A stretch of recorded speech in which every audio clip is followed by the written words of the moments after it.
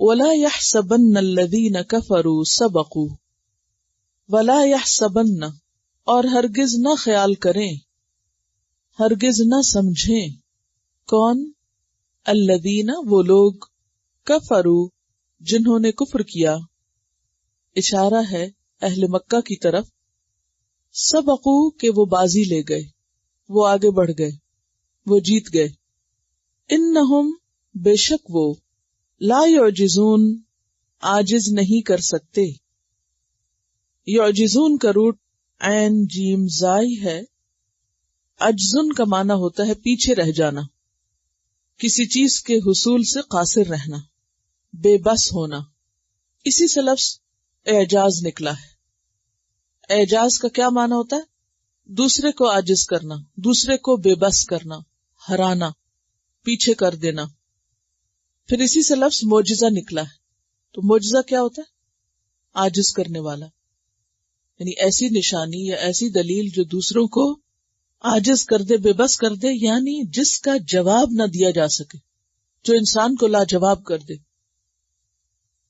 تو یہاں پر کیا کہا جا رہا ہے کہ وہ لوگ جنہوں نے کفر کیا، اگرچہ وہ تعداد میں زیادہ تھے، اگرچہ کل تک وہ مسلمانوں پر ظلم کرتے رہے اور انہوں نے ان کو مکہ سے نکال دیا، ان کے مال اسباب لوٹ لیے، وہ اس خوش فہمی میں نہ رہیں کہ وہ اپنی ان کوششوں میں کامیاب ہو جائیں گے یا آئندہ بھی ان کو یہ کامیابی ملتی رہے گی، وہ آگے نکل جائیں گے۔ وہ یہ سمجھ لیں کہ وہ عاجز نہیں کر سکتے، یعنی اسلام اور اہل اسلام کو مغلوب نہیں کر سکتے، ہرا نہیں سکتے۔ سورۃ العنکبوت کی بھی آیت نمبر 4 میں اللہ تعالیٰ فرماتے ہیں، ام حسب الذین یعملون السیئات ان یسبقونا ساء ما یحکمون، کیا سمجھتے ہیں وہ لوگ جو برے کام کر رہے ہیں کہ وہ ہم سے بازی لے جائیں گے، یعنی ہمیں ہرا دیں گے۔ ساء ما یحکمون، کتنا برا ہے جو وہ فیصلہ کر رہے ہیں۔ انسان جب کوئی غلط کام کرتا ہے، گناہ کے کام کرتا ہے، اللہ رسول کی نافرمانی کے کام کرتا ہے، اور اس کے باوجود اسے دنیا میں کامیابی ملتی جاتی ہے وقتی طور پر، تو عموماً وہ اس خوش فہمی میں مبتلا ہو جاتا ہے کہ وہ سب کچھ ٹھیک کر رہا ہے اور ایسا کرنا اسے کچھ نقصان نہ دے گا، اور وہ اللہ تعالیٰ کو دھوکہ دے جائے گا یا ان سب چیزوں کے باوجود وہ کامیاب ہو جائے گا۔ تو بتایا جا رہا ہے کہ انہم لا یعجزون، وہ کامیاب نہیں ہو سکتے، وہ اللہ کو دھوکہ نہیں دے سکتے، ہرا نہیں سکتے۔ سورۃ النور کی آیت 57 میں فرمایا، لا تحسبن الذین کفروا معجزین فی الارض ومأواہم النار وَلَبِئْسَ الْمَصِيرُ، کہ نہ سمجھیں وہ لوگ جنہوں نے کفر کیا کہ وہ زمین میں عاجز کرنے والے ہیں، یعنی اللہ کو، اللہ کے ماننے والوں کو، وَمَأْوَاهُمُ النَّارُ، اور ان کا ٹھکانہ آگ ہے، وَلَبِئْسَ الْمَصِيرُ، اور وہ بہت برا ٹھکانہ ہے۔ اصل میں اس آیت میں اگرچہ بہت شدت پائی جاتی ہے، لیکن اس سے بھی ان لوگوں کو سمجھانا مقصود ہے جو ابھی تک، اور خصوصاً جنگ بدر میں ناکامی کے بعد بھی آپ صلی اللہ علیہ وسلم کی مخالفت پر جمے ہوئے تھے، ڈٹے ہوئے تھے۔ دوسری طرف مسلمانوں سے کہا جا رہا ہے وَأَعِدُّوا لَهُم مَّا اسْتَطَعْتُم مِّن قُوَّةٍ، وَأَعِدُّوا، اور تیار کرو، عین دال دال اس کا روٹ ہے، اعداد تیاری کو کہتے ہیں۔ عدد کا لفظی معنی گننا ہوتا ہے، جب کوئی چیز تیار ہو جاتی ہے تو پھر آپ اس کو آخری مرحلے میں گن سکتے ہیں۔ مثلاً آپ کہیں سفر پر جا رہے ہوں اور تیاری کر رہے ہوں تو آخری مرحلے پہ کیا کرتے ہیں؟ چیزوں کو کاؤنٹ کر لیتے ہیں۔ چلیں چیزیں نہ بھی کاؤنٹ کریں تو لوگوں کو تو کاؤنٹ کرتے ہیں نا، جب نکل رہے ہوں کہیں گاڑی میں بیٹھ جائیں تو اچھا کون کون آیا سب گن لو، دیکھ لو۔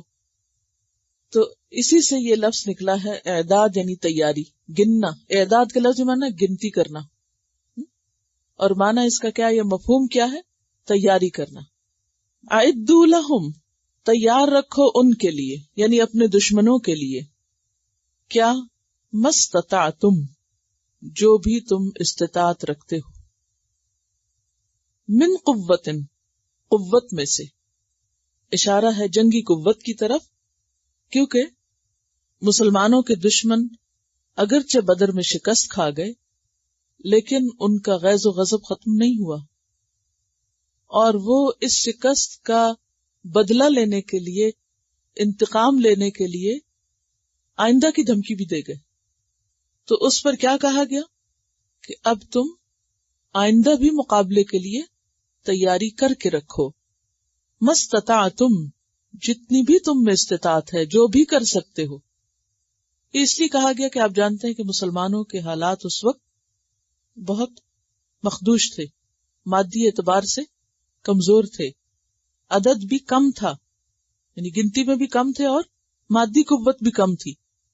تو لا یکلف اللہ نفسا الا وسعہا، جتنی بھی تم میں استطاعت ہے، من قوت، قوت میں سے، اور قوتن نکرہ ہے یعنی کوئی بھی قوت، اشارہ ہے جنگی قوت کی طرف، عددی قوت کی طرف، اور عددی قوت میں تیاری یعنی جنگ کرنے کی ٹریننگ، مین پاور، اور پھر جنگی قوت میں حسب ضرورت جو بھی آلات حرب ہیں، جو بھی اسلحہ۔ لیکن قوت کا معنی حدیث میں خاص طور پر تیر اندازی کے لیے استعمال ہوا ہے۔ تیر اندازی کو قوت کہا گیا۔ نبی صلی اللہ علیہ وسلم نے ایک موقع پر 3 دفعہ یہ بات فرمائی کہ خوب یاد رکھو کہ قوت دراصل رمی ہے۔ رمی کس کو کہتے؟ پھینکنے کو، پتھر پھینکنا یا تیر پھینکنا۔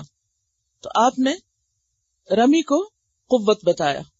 وَأَعِدُّوا لَهُم مَّا اسْتَطَعْتُم مِّن قُوَّةٍ، آپ نے فرمایا الا ان القوۃ الرمی، الا ان القوۃ الرمی، الا ان القوۃ الرمی، یعنی 3 دفعہ ایک ہی بات کہہ کے تاکید سے بتا دیا کہ اصل قوت جو ہے وہ رمی ہے۔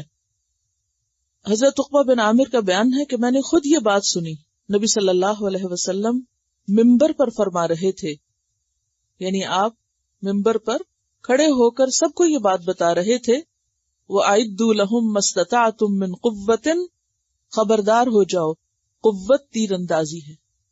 یعنی اس آیت میں قوت کی تفسیر خاص بھی ہے اور عام بھی۔ عام کس معنی میں؟ ہر قسم کے اسلحہ اور ہر قسم کی عددی قوت، افرادی قوت۔ لیکن خاص کس معنی میں؟ جو نبی صلی اللہ علیہ وسلم نے خود تفسیر کی، اور وہ کیا ہے؟ تیر اندازی۔ یہ صحیح مسلم کی روایت ہے۔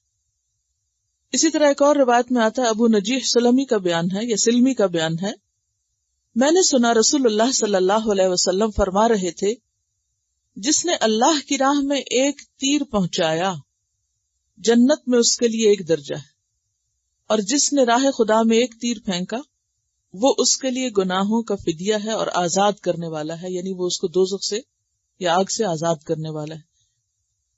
یعنی اتنا زیادہ اس پر ابھارا گیا۔ یہ نسائی کی روایت ہے۔ ایک اور روایت میں حضرت عقبہ بن عامر بیان کرتے ہیں کہ رسول اللہ صلی اللہ علیہ وسلم نے فرمایا، ان قریب روم کی فتح تم کو عنایت کی جائے گی، یعنی تم روم فتح کر لو گے، اور اللہ تمہارے لیے کافی ہوگا، پس تم میں سے کوئی تیر اندازی سے عاجز نہ ہو، یعنی کوئی بھی تیر اندازی نہ چھوڑے، خواہ تم فتح یاب ہی کیوں نہ ہو جاؤ، کامیاب ہی کیوں نہ ہو جاؤ۔ یہ صحیح مسلم کی روایت تھی جو ابھی میں نے پڑھی ہے حضرت عقبہ بن عامر کی۔ پھر اسی طرح آپ صلی اللہ علیہ وسلم نے فرمایا، جس نے تیر اندازی سیکھی اور پھر چھوڑ دی وہ ہم میں سے نہیں۔ ابتدا میں تاکید کی، پھر کیا کہا کہ روم فتح بھی ہو جائے تو بھی کیا کرو، جاری رکھو۔ پھر کیا فرمایا، جس نے سیکھ کے چھوڑ دی وہ ہم میں سے نہیں۔ یا ایک اور جگہ پر آتا ہے کہ اس نے نافرمانی کی، اس نے غلط کام کیا۔ حضرت ابو اسید کا بیان ہے کہ بدر کے دن جب ہم قریش کے سامنے اور قریش نے ہمارے سامنے صف بندی کر لی، یعنی آمنے سامنے آ گئے، تو رسول اللہ صلی اللہ علیہ وسلم نے فرمایا، جب وہ تمہارے قریب آ جائیں تو تیروں سے کام لینا تم پر لازم ہے، یعنی پھر تیر اندازی کرنا، تیر ضائع نہ کرنا۔ یہ بخاری کی روایت ہے۔ ایک اور روایت میں آتا ہے، نبی صلی اللہ علیہ وسلم نے فرمایا، اللہ تعالیٰ ایک تیر کے ذریعے 3 آدمیوں کو جنت میں پہنچاتے ہیں. ایک تیر 3 لوگوں کو جنت میں لے جاتا ہے. وہ کون کون؟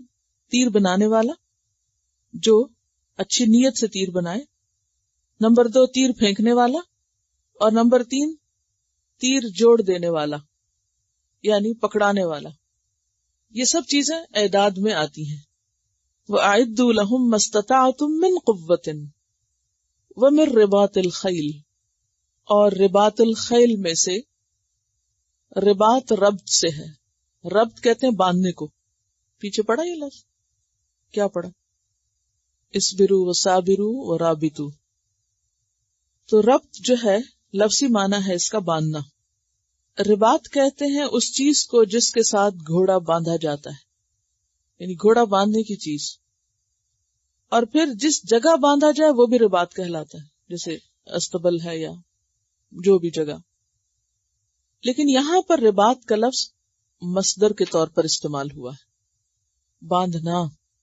الخیل گھوڑوں کا، یعنی گھوڑے باندھنے میں سے. تو ایک طرف تیر اندازی کی بات ہے، دوسری طرف گھوڑوں کی تیاری. یہ آیت جو ہے ایک خاص کانٹیکسٹ میں نازل ہوئی. بہت سے لوگ اس کو آؤٹ آف کانٹیکسٹ پڑھ کے کیا کہتے ہیں، دیکھو قرآن میں لکھا ہوا ہے کہ تیر اندازی کرو اور گھوڑے باندھو، تو آج تیروں سے اور گھوڑوں سے تھوڑی جنگ کی جا سکتی. تو بات یہ ہے کہ یہ آیت ایک خاص کانٹیکسٹ میں نازل ہوئی ہے، جنگ بدر کے کانٹیکسٹ میں، اور اس میں اس وقت کی جو ضروریات تھی ان پر خاص طور پہ توجہ دی گئی. لیکن اگر آپ غور کریں تو اس آیت کا عام معنی بھی ہے. آج بھی آپ دیکھیں کہ میزائل کی ٹیکنالوجی جو ہے وہ ان سادے تیروں سے زیادہ بڑھ گئی ہے. اور یہ بھی آپ کو معلوم ہے کہ بعض ملکوں نے، یعنی ڈان سپٹمبر 2 کی ایک رپورٹ ہے، اس کے مطابق اسرائیل نے جو جدید اپنے میزائل تیار کیے ہیں ان کا نام ہی دا ایرو رکھا ہے. اور یہ 500 کلو گرام وزنی لوڈ کو 300 کلومیٹر دور تک پھینک سکتا ہے. 500 kg کو 300 کلومیٹر دور تک یہ تیر پھینک سکتا ہے، یعنی میزائل پھینک سکتا ہے. تو اس میں اگر ہم اس کو رمی کو میزائل سے تشبیہ دیں اور رباط الخیل جو ہے گھوڑوں کا باندھنا، تو گھوڑے جو ہیں وہ کیریئر ہیں یا سواری ہیں، تو اس میں پھر کوئی بھی سواری ایسی ہو سکتی ہے جس کو اس کام کے لیے استعمال کیا جائے. لیکن بہرحال جس موقع پر یہ آیت نازل ہوئی وہاں اس ماحول میں اور اس جگہ پر یہ چیزیں جنگی تیاری کے لیے بہترین شمار کی جاتی تھی، تو ان کے لیے ابھارا گیا. اور مقصد کیا ہے اس کا؟ ترہبون بہ عدو اللہ، تم ڈراؤ گے یا ڈرا سکتے ہو اس کے ساتھ، یعنی اس تیاری کے ساتھ، کس کو؟ عدو اللہ، اللہ کے دشمنوں کو، وعدوکم، اور اپنے دشمنوں کو یعنی کفار مکہ کو، وآخرین، اور کچھ دوسروں کو بھی، من دونہم، جو ان کے سوا ہیں، یعنی کفار مکہ کے علاوہ جو دوسرے ہیں جیسے منافقین تھے یا اور آس پاس کے لوگ جو چھپے دشمن تھے مسلمانوں کے. لا تعلمونہم، جن کو تم نہیں جانتے. اللہ یعلمہم، اللہ ان کو جانتا ہے. تو گویا یہ جنگی تیاری تمہارے براہ راست دشمن اور چھپے دشمنوں دونوں کو تم سے خوف زدہ رکھے گی. اور رہب کون سا خوف ہوتا ہے؟ ایسا خوف جس میں اضطراب بھی ہو، یعنی ان کو بے چین رکھے گی. تو لا تعلمونہم، نہیں تم جانتے ان کو، اللہ یعلمہم، اللہ ان کو جانتا ہے. لہذا تم اللہ کے علم کے مطابق دیے گئے حکم سے فائدہ اٹھاؤ اور جو کرنے کو کہا جا رہا ہے وہ کرو. اور ویسے بھی ہم دیکھتے سورۃ التوبہ میں بھی اس مضمون کو کچھ مزید واضح کیا گیا. آیت نمبر 101 میں وَمِمَّنْ حَوْلَكُمْ مِنَ الْأَعْرَابِ مُنَافِقُونَ وَمِنْ أَهْلِ الْمَدِينَةِ مَرَدُوا عَلَى النِّفَاقِ لَا تَعْلَمُهُمْ نَحْنُ نَعْلَمُهُمْ، کہ تمہارے آس پاس جو دیہاتی ہیں ان میں سے بھی کچھ منافق ہیں، اور مدینہ والوں میں سے بھی، اور وہ منافقت میں بہت یعنی بہت تیز ہو چکے ہیں، یعنی بہت ماہر ہو چکے ہیں. تم ان کو نہیں جانتے، ہم ان کو جانتے ہیں. تو یہاں پر ایسے لوگوں کی طرف اشارہ ہے. لا تعلمونہم اللہ یعلمہم وما تنفقوا من شیء، اور جو بھی تم خرچ کرو گے کسی بھی چیز میں سے، یعنی اس تیاری پر جو بھی تم خرچ کرو گے، جتنا بھی کرو گے، فی سبیل اللہ، اللہ کے راستے میں، یعنی اللہ کے راستے میں جنگ کے لیے، یوفی الیکم، وہ پورا پورا لوٹا دیا جائے گا تمہاری طرف، تمہیں مکمل طور پر واپس دیا جائے گا. یعنی اللہ تعالیٰ تمہیں اس کوشش کے اجر سے محروم نہیں رکھیں گے، بلکہ تمہیں پورا پورا اجر عطا فرمائیں گے. وَأَنْتُمْ لَا تُظْلَمُونَ، اور تم ظلم نہ کیے جاؤ گے. یعنی ایسا نہیں ہوگا کہ آج تم محنت کرو اور تیاری میں اپنا مال یا جان یا وقت لگاؤ اور کل قیامت کے دن تمہیں اس کا کوئی صلہ یا اجر یا بدلہ نہ ملے. اس کے بارے میں نبی صلی اللہ علیہ وسلم نے فرمایا، جس نے کسی مسلمان کو سامان جہاد دیا یا اس نے خود جہاد کیا، اور جس نے مجاہد کے پیچھے اس کے گھر والوں کی نگہداشت کی، اس نے گویا خود جہاد کیا. اس سے کیا پتہ چلتا ہے؟ یعنی یہ تیاری یا اس تیاری کا ہر حصہ باعث اجر ہے، خواہ وہ مال کی شکل میں ہو، جیسا کہ آیت کے آخر میں آیا وَمَا تُنْفِقُوا مِنْ شَيْءٍ، یعنی ایک شخص اگر خود تیر بنا سکتا ہے یا ایسی کوئی چیز تیار کر سکتا ہے تو وہ اس کی جان کا حصہ ہوگا، اور اگر خود اس کو کچھ نہیں آتا لیکن مال سے مدد کرتا ہے تو وہ بھی اس میں شریک ہوگا، یا خود پھر ان ہتھیاروں کو استعمال کرنا جانتا ہے، اگر وہ بھی نہیں جانتا تو پیچھے رہ کر جو باہر نکلے ہیں ان کی پیچھے سے مدد کرنا اور ان کے گھر والوں کا خیال رکھنا، وہ سب اس میں شریک ہو جاتے ہیں. جیسے ایک اور حدیث میں آتا ہے من جہز غازیا فقد غزا، جس نے کسی غازی کو یعنی فی سبیل اللہ نکلنے والے کو تیار کیا، اس کی سپورٹ کی یا پیچھے سے مدد کی، تو گویا اس نے خود بھی ایسا کیا. یہ تو ظاہر ہے کہ ہر دور کے لیے.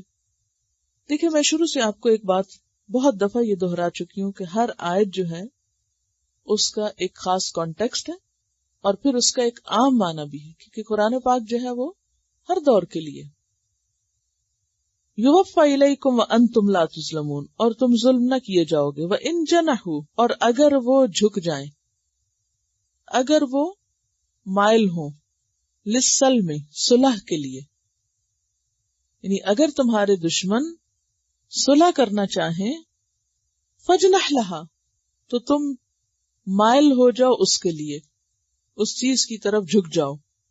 وتوکل علی اللہ، اور اللہ پر توکل رکھو. انہ هو السمیع العلیم، بے شک وہ سننے والا ہے، جاننے والا ہے. تو اس سے کیا پتہ چلتا ہے کہ اسلام چونکہ ایک امن پسند دین ہے، اور اسلام میں جنگ کا کانسیپٹ بھی دراصل کیا ہے کہ وہ امن قائم کرنے کے لیے ہوگی. تو یہاں بھی کیا کہا جا رہا ہے کہ اگر تمہارے دشمن جنگ چھوڑ کر صلح کرنا چاہیں، اور صلح ہمیشہ کون کرتا ہے، یہ صلح کے لیے کون آگے بڑھتا ہے؟ جو جنگ کرنے کے قابل نہ ہو. مثلا دو فریق ہیں، ایک فریق ان میں سے طاقتور ہے، دوسرا کمزور ہے. جو کمزور فریق ہے وہ ٹائم چاہتا ہے، وہ کیا چاہتا ہے کہ مجھے وقت ملے اور میں مزید تیاری کر لوں. یہ وقت اس کو کیسے مل سکتا ہے؟ جب کوئی وہ صلح کا معاہدہ کرے. اب اگر مسلمان تیاری کریں اور ان کا پلو بھاری ہو جائے اور ان کا دشمن ان کے مقابلے میں کمزور ہو اور وہ صلح کرنا چاہے، تو یہ نہیں کہا کہ پھر تم صلح کا فیصلہ قبول نہ کرنا اور ضرور مار کے ہی دم لینا، بلکہ کیا کہا؟ صلح کر لو. فَإِن جَنَحُوا لِلسَّلْمِ فَاجْنَحْ لَهَا. اور ایسے میں انسان سوچتا ہے کہ کہیں ایسا نہ ہو کہ میں نے یہ ٹائم دے دیا تو دشمن طاقتور ہو کے پھر مجھ پر حملہ آور نہ ہو جائے اور میرا نقصان نہ ہو جائے. تو اس خوف اور اندیشے کا جواب کیا ہے؟ توکل علی اللہ، اللہ پہ بھروسہ کرو. انہ هو السمیع العلیم، بے شک وہ سننے والا جاننے والا ہے۔ عام طور پر یہ الزام لگایا جاتا ہے کہ مسلمان جو ہیں وہ بہت لڑاکے ہوتے ہیں اور بہت جنگجو ہوتے ہیں اور ان کو بہت دلچسپی ہوتی ہے، اور یہ دراصل یعنی لڑنے جھگڑنے سے بہت دلچسپی ہوتی۔ اصل میں یہ ساری غلط فہمی اس وقت پیدا ہوتی ہے جب آیات کو آؤٹ آف کانٹیکسٹ یوز کیا جاتا ہے، یا کانٹیکسٹ سے کوئی ایک چیز نکال لی جاتی ہے۔ مثلا یہ آیت تو کوئی نہیں پڑھ کے سنائے گا کہ اگر وہ صلح کرنا چاہیں تو تم صلح کر لو، لیکن اگر اس کے بعد آگے آئے گا کہ مومنوں کو قتال پر ابھارو تو وہ آیت ہر ایک کوٹ کر کے دکھائے، دیکھو قرآن میں یہ لکھا ہوا ہے، وہ کہاں ابھارو، کس موقع پہ ابھارو، کس لیے ابھارو، وہ پیچھے کیا بیک گراؤنڈ ہے۔ تو کبھی بھی کوئی چیز اگر آپ آؤٹ آف کانٹیکسٹ یوز کریں تو اس کا مفہوم کچھ سے کچھ بن سکتا ہے۔ تو یہاں کیا کہا جا رہا ہے؟ اگر تمہارا دشمن تمہیں صلح کے لیے کہے تو تم صلح کر لو۔ اور ویسے بھی آپ دیکھیں کہ خواہ بین الاقوامی جنگیں ہوں یا گھریلو جنگیں، ہر ایک میں صلح بہتر ہے۔ پیچھے گھریلو جنگوں کا علاج کیا بتایا گیا تھا؟ وَالصُّلْحُ خَيْرٌ، کہ صلح اچھی چیز ہے۔ تو گویا اگر کبھی حالات کا تقاضا یہ ہو کہ صلح کرنا بہتر ہے تو اللہ پہ بھروسہ کر کے صلح کر لی جائے۔ صلح کا فائدہ کیا ہوگا؟ ایک امن ہو جائے گا، اور امن کے اپنے فوائد ہیں۔ امن میں انسان دوسرے طریقوں سے کام کر سکتا ہے، مثلا اسلام کی دعوت اور تبلیغ کا موقع اور افق اور جہتیں بہت سی نکل سکتی ہیں۔ پیچھے بھی ہم پڑھ چکے تھے کہ نبی صلی اللہ علیہ وسلم نے فرمایا کہ تم جنگ کی تمنا نہ کرو، وہ حدیث کسی کی یاد نہیں رہتی کہ جنگ کی تمنا نہ کرو اور اللہ سے عافیت مانگو، اور ہاں اگر کبھی موقع آ جائے تو پھر اس کے لیے تیاری کرو۔ انہ هو السمیع العلیم، بے شک وہ سننے والا ہے، جاننے والا ہے۔ وَإِن يُرِيدُوا، اور اگر وہ ارادہ رکھتے ہوں، یعنی تمہارے دشمن، ان يخدعوک، کہ وہ تم کو دھوکہ دے دیں، تمہیں دھوکہ دینا چاہتے ہوں۔ کس طرح؟ صلح کے ذریعے۔ فَإِنَّ حَسْبَكَ اللَّهُ، تو بے شک کافی ہے تجھ کو اللہ۔ کیسے؟ جس طرح اللہ نے پہلے مدد کی جنگ بدر کے موقع پر، اسی طرح اللہ تعالی پھر بھی مدد فرمائے گا۔ هُوَ الَّذِي أَيَّدَكَ بِنَصْرِهِ، وہ اللہ ہی ہے جس نے تائید کی تمہاری اپنی مدد کے ساتھ۔ کب؟ جنگ بدر میں۔ وَبِالْمُؤْمِنِينَ، اور مومنوں کی یا مومنوں کے ذریعے، دونوں معنی۔ اور ویسے بھی یہ عام قاعدہ ہے، سورۃ الطلاق آیت 3 میں بھی آتا ہے، وَمَن يَتَوَکَّلْ عَلَى اللَّهِ فَهُوَ حَسْبُهُ، جو اللہ پہ توکل کرے گا اللہ اس کو کافی ہوگا۔ لہذا اگر کبھی یہ اندیشہ ہو کہ دشمن تمہیں نقصان دیں گے تو بھی اس خوف میں صلح سے پیچھے نہ رہو، اللہ پہ بھروسہ کرو، جیسے اللہ نے پہلے مدد کی اب بھی کرے گا۔ وَأَلَّفَ بَيْنَ قُلُوبِهِمْ، اور اس نے الفت ڈال دی ان کے دلوں میں۔ الف کا لفظ جو ہے الف لام فے سے ہے، الف ہزار کے لیے استعمال ہوتا ہے، الف حروف تہجی میں سے بھی ہے۔ الف کا لفظی معنی ہوتا ہے جمع کرنا، الفت پیدا کرنا، ایک دوسرے سے ملانا۔ الف بین قلوبکم، اس نے تمہارے دلوں میں الفت پیدا کی، یعنی تمہارے دل باہم جوڑ دیے، تمہارے دلوں کو ملا دیا۔ آپ جانتے ہیں کہ نبی صلی اللہ علیہ وسلم کی آمد سے پہلے جزیرۃ العرب میں ہر طرف جنگیں، آپس کی عداوتیں، بغض، فسادات اور لڑائیاں تھیں۔ لڑنا جھگڑنا ان کا دل پسند مشغلہ تھا، اسی کو وہ بہادری اور جرت اور شجاعت سمجھتے تھے، اور اس میں بعض اوقات قریبی رشتہ دار اور قریبی ایک دوسرے کے خون کے رشتے بھی انوالو ہو جاتے۔ نبی صلی اللہ علیہ وسلم نے اسلام کا پیغام دے کر دراصل اس لڑنے بھڑنے والے معاشرے کو ایک پرامن معاشرہ بنا دیا۔ دیکھیے کہ یہ کتنا بڑا ہسٹوریکل ریکارڈ ہے، کتنا بڑا ثبوت ہے کہ اسلام کس چیز کا پیغام ہے۔ صرف زبانی پیغام دینے والا نہیں بلکہ حقیقت میں امن قائم کرنے والا ہے. اگر کوئی تھوڑی سی عقل بھی استعمال کر لے، بہت لمبی بحثوں میں نہ جائے، صرف ایک اتنی سی بات بھی یاد رکھ لے کہ نبی صلی اللہ علیہ وسلم کی آمد سے پہلے عربوں کی کیا حالت تھی اور کیا حالات تھے وہاں کے، چاہے وہ چوری چکاری اور لوٹ مار ہو، یا پھر بچوں کا قتل عام ہو، یا عورتوں کے ساتھ زیادتی، یا اسی طرح آپس کی جنگیں، کیا حال تھا عرب معاشرے کا.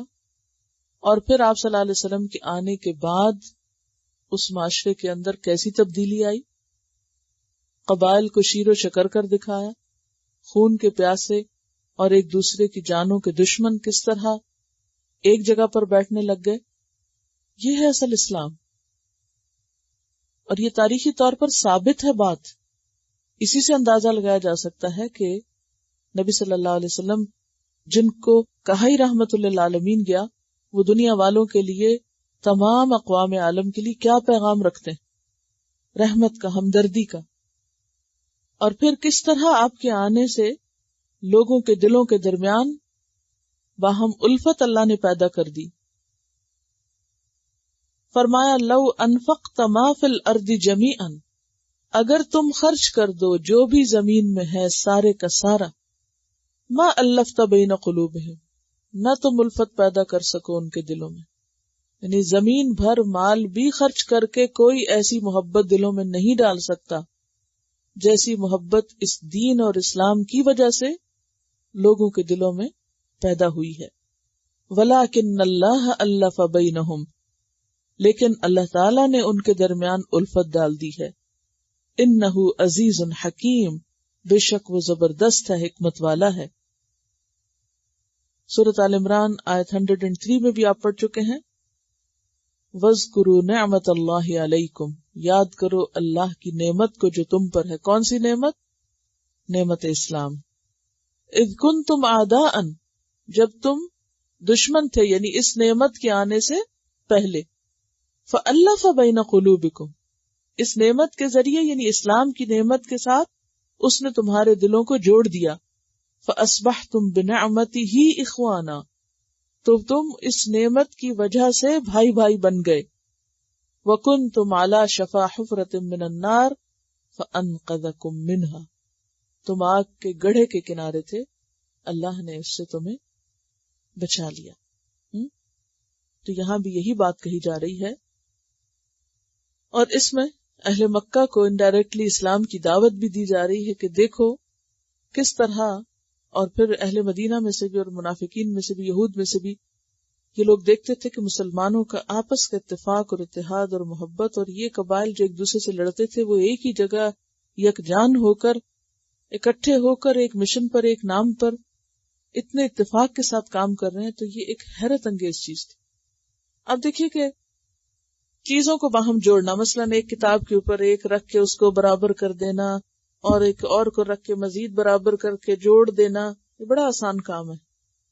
لیکن انسانوں کے دلوں کو اور انسانی مزاج کو اور سوچوں کو، انسانوں کو بدلنا، ان کی تربیت کرنا اور ان کے دلوں کو جوڑنا، یہ آسان نہیں.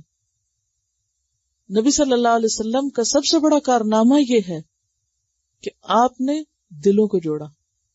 آپ دلوں کو جوڑنے والے تھے، دلوں میں محبتیں پیدا کی. یہی اصل اسلام ہے. اور جب تک یہ نہیں آتا تو سمجھے کہ اسلام کے اندر ہم ابھی داخل نہیں ہوئے، اسلام ہمارے اندر اترا ہی نہیں. کیونکہ حقیقی اسلام انسان کے اندر کیا پیدا کرتا ہے؟ عاجزی پیدا کرتا ہے. آپ نے کیا فرمایا؟ خدا کی قسم کوئی شخص تم میں سے مومن ہو نہیں سکتا جب تک کہ وہ اپنے بھائی کے لیے وہ نہ چاہے جو اپنے لیے چاہتا ہے. یہ معیار رکھ دیا گیا. تو جب اس معیار پر لوگ پورے اتریں گے مسلمان کہلانے کے لیے، ہم نے تو آسان سمجھ لیا مسلمان ہونا، اور لا الہ الا اللہ پڑھی، نماز روزہ کیا اور ہم مسلمان ہو گئے. لیکن اسلام کی روح نہیں اندر آئی. ظاہریت میں اسلام بہت نظر آتا ہے مگر اندر نہیں اترا. اسی لیے ایسے لوگ بھی اس دور میں موجود تھے جیسے آج کل کے مسلمان ہیں. تو وہ جب کہتے تھے کہ ہم ایمان لے آئے تو ان سے کہا جاتا تھا کہ ایمان نہیں لائے، بلکہ یہ کہو کہ ہم نے اسلام قبول کر لیا، نہیں بس لا الہ الا اللہ پڑھ لیا. ایک لبادہ اوڑھ لیا لیکن اندر کچھ نہیں اترا. تو حقیقی اسلام صرف پڑھنے پڑھانے کا نام نہیں ہے بلکہ دلوں کے جوڑنے اور جڑنے کا نام ہے. اور اگر وہ کام نہ ہو تو پھر یہ محض ظاہری رسمی کاروائیاں ہیں اور کچھ بھی نہیں. کیونکہ اللہ کی نعمت ان لوگوں پر اترتی ہے، اللہ کی رحمت اور برکت، جن کے دل ایک ہوتے ہیں، جو دلوں میں حسد اور بغض نہیں رکھنے والے بلکہ دلوں کے اندر ایک دوسرے کے لیے خیرخواہی اور محبت رکھنے والے. وَأَلَّفَ بَيْنَ قُلُوبِكُمْ لَوْ أَنفَقْتَ، اور یہ چیز مال خرچ کرنے سے نہیں آتی کہ آپ کسی کو پیسے سے خرید لیں، ہرگز نہیں. لَوْ أَنفَقْتَ مَا فِي الْأَرْضِ جَمِيعًا مَا أَلَّفْتَ بَيْنَ قُلُوبِهِمْ، کیونکہ اگر کوئی کسی کو پیسے سے خریدتا ہے تو کل اس کو کہیں اور زیادہ پیسہ ملا تو کیا کرے گا؟ ہاتھ کو چھوڑ کے وہاں چلا جائے گا. اور یہی ہو رہا ہے نا آج اسلام کے نام پر. اسلام سے تو وفاداری نہیں ہے، پیسے سے وفاداری. لو انفقت ما فی الارض جمیعا ما الفت بین قلوبہم ولکن اللہ الف بینہم. یہ اللہ الفت ڈالتا ہے، اللہ دلوں میں محبت ڈالتا ہے. اور اللہ کس کے لیے دلوں میں محبت ڈالتا ہے؟ جو حقیقت میں اللہ سے محبت کرتا. وہ حدیث یاد ہے آپ کو، حدیث جبریل، جس میں آتا ہے نا کہ جب اللہ تعالیٰ کسی بندے سے محبت کرتا ہے تو پھر جبریل کو بلاتا ہے اور کہتا ہے کہ میں فلاں بندے سے محبت کرتا ہوں، تم بھی اس سے محبت کر. پھر جبریل کیا کرتے ہیں؟ آسمان والوں میں پکارتے ہیں، اعلان کرتے ہیں کہ اے آسمان والو، اللہ تعالیٰ فلاں بندے سے محبت کرتا ہے، تم سب بھی اس سے محبت کرو. آسمان والے اس سے محبت کرنے لگتے. پھر وہ اس پکار کو نیچے زمین والوں پہ اتارتا ہے، زمین والوں کے دل میں اس شخص کے لیے محبت ڈال دی جاتی ہے. لیکن اس کا آغاز کب ہوتا ہے یا کہاں سے ہوتا ہے؟ جب آپ اللہ سے سچی محبت کرنے والے. اور اللہ سے سچی محبت کرنے والوں کی نشانی کیا ہوتی ہے؟ کہ اللہ کا نام آتا ہے تو وہ پگھل جاتے ہیں، اللہ کا حکم آتا ہے تو وہ جھک جاتے ہیں، پھر وہ اپنی مرضی اور اپنی انا چھوڑ دیتے ہیں، جیسا کہ کل بھی ہم نے پڑھا تھا. یا ایھا النبی، اے نبی صلی اللہ علیہ وسلم، حسبک اللہ، کافی ہے تجھ کو اللہ، ومن اتبعک، اور جو پیروی کرے آپ کی، من المؤمنین، مومنوں میں سے. اس کے دو معنی. ایک معنی یہ ہے کہ اللہ آپ کو بھی کافی ہے اور آپ کے پیروکار مومنوں کو بھی کافی ہے. جیسے ہم کہتے ہیں نا حسبنا اللہ و نعم الوکیل، ہم سب کو اللہ کافی ہے. دوسرا معنی کیا ہے؟ اے نبی صلی اللہ علیہ وسلم، آپ فکر نہیں کریں، آپ کے ساتھ اللہ کی مدد ہے، اللہ آپ کو کافی ہے، اور وہ مومن جو آپ کی پیروی کر رہے ہیں وہ آپ کو کافی ہے، یعنی آپ کے کافی مددگار ہیں. اگر وہ ڈھیروں ڈھیر نہیں ہے، بہت کثرت سے نہیں ہے، بہت زیادہ نہیں ہے، تو بھی کوئی فرق نہیں پڑتا. خواہ ان سچے مومنوں کی تعداد کم ہی کیوں نہ ہو، ایسے مخلص لوگ خواہ عدد میں کم ہی کیوں نہ ہو، وہ بھی تمہیں کافی ہیں. اور یہ دوسرا معنی جو ہے یہ زیادہ قرین قیاس لگتا ہے کیونکہ اگلی آیت اسی کتاب ہے. یا ایھا النبی، اے نبی صلی اللہ علیہ وسلم، حرض المؤمنین علی القتال، ابھاریے مومنوں کو قتال پر. حرض، حرض کا لفظ جو ہے یہ ہے رے ضاد سے ہے، حردا. حردا کا لفظی معنی ہوتا ہے سخت بیمار ہونا، ہلاکت کے قریب ہو جانا. سورۃ یوسف میں آتا ہے جب حضرت یعقوب علیہ السلام حضرت یوسف کو بہت یاد کرتے تھے تو ان کے بیٹوں نے کیا کہا؟ تاللہ تفتأ تذکر یوسف حتی تکون حردا او تکون من الہالکین. قسم اللہ کی، تم یوسف کو یاد کرتے رہو گے یہاں تک کہ تم سخت بیمار ہو جاؤ یا ہلاک ہونے والوں میں سے ہو جاؤ. تو حرض کہتے ہیں سخت بیمار ہونے کو، کسی غم میں گھل جانے کو. لیکن جب یہ لفظ باب تفیل میں جاتا ہے یعنی حردہ کی بجائے حردہ ہو جاتا ہے تو اس کا معنی بنتا ہے ترغیب دے کر ہلاکت سے بچانا، تباہی سے بچانا، یعنی ویسے تباہ ہونا لیکن حرزہ معنی تباہی سے بچانا۔ تو حرد المومنین کا کیا معنی ہوا؟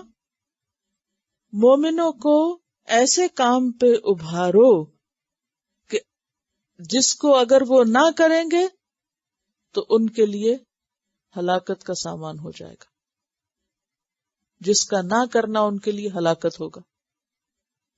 تو پھر معنی کیا بنا؟ آپ ابھارے مومنوں کو، رغبت دلائیں، شوق پیدا کریں، ترغیب دیں، کس چیز پر؟ قتال پر، جنگ پر۔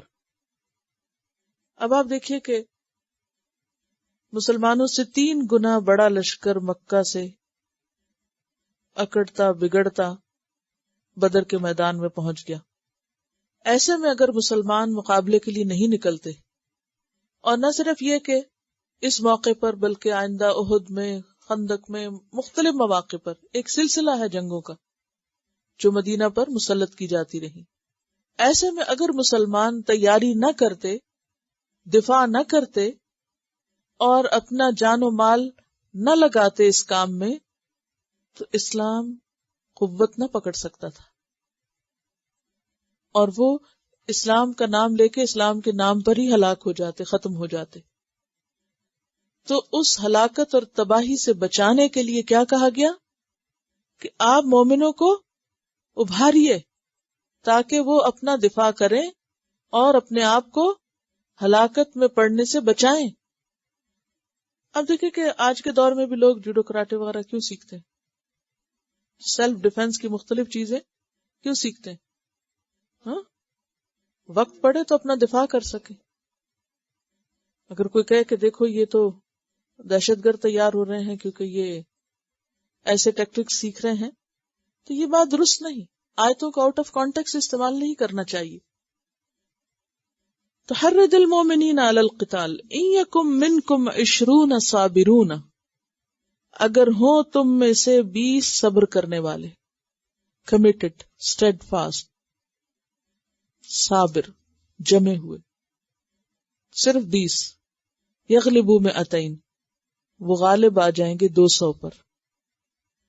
وَإِن يَكُن مِّنكُم 100، اور اگر ہوں تم میں سے 100، یغلبوا 1000، وہ غالب آ جائیں گے 1000 پر۔ الف کا کیا معنی پیچھے میں نے بتایا؟ الف جمع کرنا، اکٹھا کرنا۔ اصل میں 1000 کے ساتھ 3 صفر ہوتے ہیں نا، اور اس میں کیا ہوتا ہے؟ اکائی، دہائی، سینکڑا اور ہزار۔ پھر آگے کے ہندسے تو کیا 100، 1000، اور پھر انہیں تو 1000 کا ہندسہ جو ہے وہ ایسا ہے کہ جس میں آ کے 4 ڈیجٹس پورے ہو جاتے ہیں، جو آگے بیس بنتے ہیں باقی۔ تو الف کا لفظ اسی سے ہے۔ اگر تم میں سے 100 ہوں گے تو غالب آ جائیں گے 1000 پر، 1 اور 10 کی نسبت ہو گئی۔ من الذین، ان لوگوں میں سے، کفروا، جنہوں نے کفر کیا، بأنہم، بوجہ اس کے کہ وہ، قوم، ایسے لوگ ہیں، لا یفقہون، جو سمجھتے نہیں ہیں۔ فقہ کس کو کہتے ہیں؟ سمجھ بوجھ کو، گہری سمجھ بوجھ کو۔ تو یہاں یہ کہا گیا کہ اہل کفر بصیرت نہیں رکھتے، سمجھ نہیں رکھتے۔ اصل میں سچا ایمان جو ہوتا ہے نا، اس کی مثال ایسے ہی ہے جیسے اندھیرے کمرے میں جب بلب روشن ہوتا ہے تو کیا ہوتا ہے؟ ہر چیز واضح نظر آنے لگتی ہے۔ سچا ایمان، روایتی اور بس بے سوچے سمجھے کا نہیں، سچا۔ اب آپ دیکھیے کہ جب انسان کے اندر سچا ایمان اور تقوی پیدا ہوتا ہے، انسان شیطان کے وسوسوں سے بھی فوراً آگاہ ہو جاتا ہے، اس کا ضمیر جاگتا ہے۔ اسی کے بارے میں پیچھے ہم نے پڑھا نا کہ اذا مسہم طائف من الشیطان، صرف ایک خیال بھی شیطانی ان کے اندر سے گزرے، وسوسہ بھی آئے، تذکروا، تو ایک دم سمجھ جاتے ہیں، فاذا هم مبصرون، وہ دیکھنے لگتے ہیں کہ یہ کیا ہوا، شیطان کا وار ہے، یہ فوراً سمجھ جاتے ہیں۔ فوراً توبہ کرتے، فوراً اپنی اس کیفیت سے نکل آتے. اور یہ کب ہوتا ہے؟ ایمان کی مضبوطی کے ساتھ ہوتا ہے، تقوی کے ساتھ ہوتا ہے، اللہ کے ڈر کے ساتھ ہوتا ہے. یہ نہ ہو تو انسان کیا ہے؟ مردہ، جس کے بارے میں پیچھے ہم پڑھ چکے. اوامن کان میتن فاحییناہ، کہ بھلا وہ شخص جو مردہ تھا پھر ہم نے اس کو زندہ کیا، زندگی دی. وجعلنا لہ نورا یمشی بہ فی الناس، پھر ہم نے اس کو نور عطا کیا. تو یہ نور کون سا نور ہے؟ یہ ایمان کا نور ہے. یہ کہاں ہوتا ہے؟ کئی بار ہاتھ میں پکڑ کے تھوڑی جا رہے ہوتے، دل میں ہوتا ہے، اندر ہوتا ہے، جس کی وجہ سے آنکھیں بھی دیکھتی ہیں اور کان بھی سنتے ہیں اور نگاہ بھی عبرت کی ہو جاتی ہے، اور سننا بھی انسان کا سمجھ پر مبنی ہوتا ہے، اور انسان کی عقل اور شعور اور فہم ہر چیز کہیں زیادہ بہتر کام کرتی ہیں، اور پھر اصل فائدے اور اصل نقصان کو انسان سمجھنے لگتا ہے. کفر کی حالت میں انسان صرف دنیا کے فائدے اور نقصان سمجھتا ہے، جو کہ اصلی فائدہ اور نقصان نہیں ہے. منافقت کی حالت میں بھی انسان کیا کرتا ہے؟ صرف دنیا کے فائدے اور نقصان دیکھتا ہے، مجھے یہاں کیا ملے گا اور یہاں کیا نہیں ملے گا. لیکن سچا ایمان جس کے دل میں پیدا ہو جائے وہ ایسا ہی ہے جیسے اس کے اندر ایک بلب آن ہو گیا، ایک روشنی ہو گئی، اور اس سے کیا ہوتا ہے؟ ہر کونا نظر آنے لگتا ہے، ایک ایک چیز نظر آنے لگتی ہے. آپ ہر روز یہ تجربہ اور مشاہدہ کرتے ہیں نا، آپ کمرے میں جاتے ہیں، اندھیرا ہوتا ہے تو آپ آن کرتے ہیں تو فرق ہو جاتا ہے نا، ماحول ایک دم بدل جاتا ہے. یہی کیفیت فرعون کے جادوگروں کی ہوئی تھی کہ جب انہوں نے اللہ کو پہچان لیا، ان کے اندر ایسی قوت آ گئی. جب فرعون نے ان کو دھمکی دی کہ میں تم کو سولی چڑھا دوں گا اور تمہارے ہاتھ پاؤں مخالف سمت سے کٹوا دوں گا، تو اس نے کہا پھر کیا؟ لا ضیر انا الی ربنا منقلبون، ہم اپنے رب کی طرف چلے جائیں گے. انما تقضی هذه الحیات الدنیا، تم بس اس دنیا کا فیصلہ کرو. یہ جملہ کون بول سکتا؟ یہ بے خوف کون ہو سکتا ہے؟ صرف وہی ہو سکتا ہے جس کے اندر سچا ایمان ہو، جو اپنے نفع نقصان کا حساب آخرت کو سامنے رکھ کے کرتا ہو، دنیا کو سامنے رکھ کے نہیں. اسی کا نام اصل سمجھ ہے، اسی کا نام فقہ ہے، اندر کی روشنی اور اندر کی بصیرت. تو یہاں پر کیا کہا گیا؟ 3 باتیں کہی گئی اس آیت میں. پہلی بات تو یہ ہے کہ اے نبی صلی اللہ علیہ وسلم مومنوں کو قتال پر ترغیب دیں. اس حکم کے آنے کے بعد ہم دیکھتے ہیں کہ نبی صلی اللہ علیہ وسلم نے صحابہ کرام کو جنگ بدر کے موقع پر کچھ یوں فرمایا، یعنی کس طرح شوق دلایا، ایسی جنت میں جانے کے لیے کھڑے ہو جاؤ جس کی چوڑائی آسمان و زمین کے برابر ہے. ایک صحابی عمر بن حمام نے کہا اس کی چوڑائی آسمان اور زمین کے برابر ہے. ہم بھی یہ سنتے مگر ہمیں کوئی اثر نہیں کرتی یہ بات. کیوں؟ اس لیے کہ ہمارا امیجنیشن اس طرح نہیں کام کرتا نا، اندر اس طرح روشن نہیں. وہ کہنے لگے کہ آسمان اور زمین کے برابر. آپ نے فرمایا ہاں. اس پر اس نے بخ بخ کہا، واہ واہ جیسے ہوتا ہے، خوشی کا اظہار کیا، اور یہ امید ظاہر کی کہ میں بھی جنت میں جانے والوں میں سے ہوں گا. آپ نے فرمایا ہاں. چنانچہ انہوں نے اپنی تلوار کی نیام توڑ ڈالی، یعنی اب یہ واپس نہیں جائے گی نیام میں. کھجورا نکال کے کھانے لگے، پھر جو بچی ان کو بھی پھینک دیا. کہا ان کے کھانے تک میں زندہ رہا تو یہ طویل زندگی ہوگی، یعنی تو بہت دیر لگ جائے گی.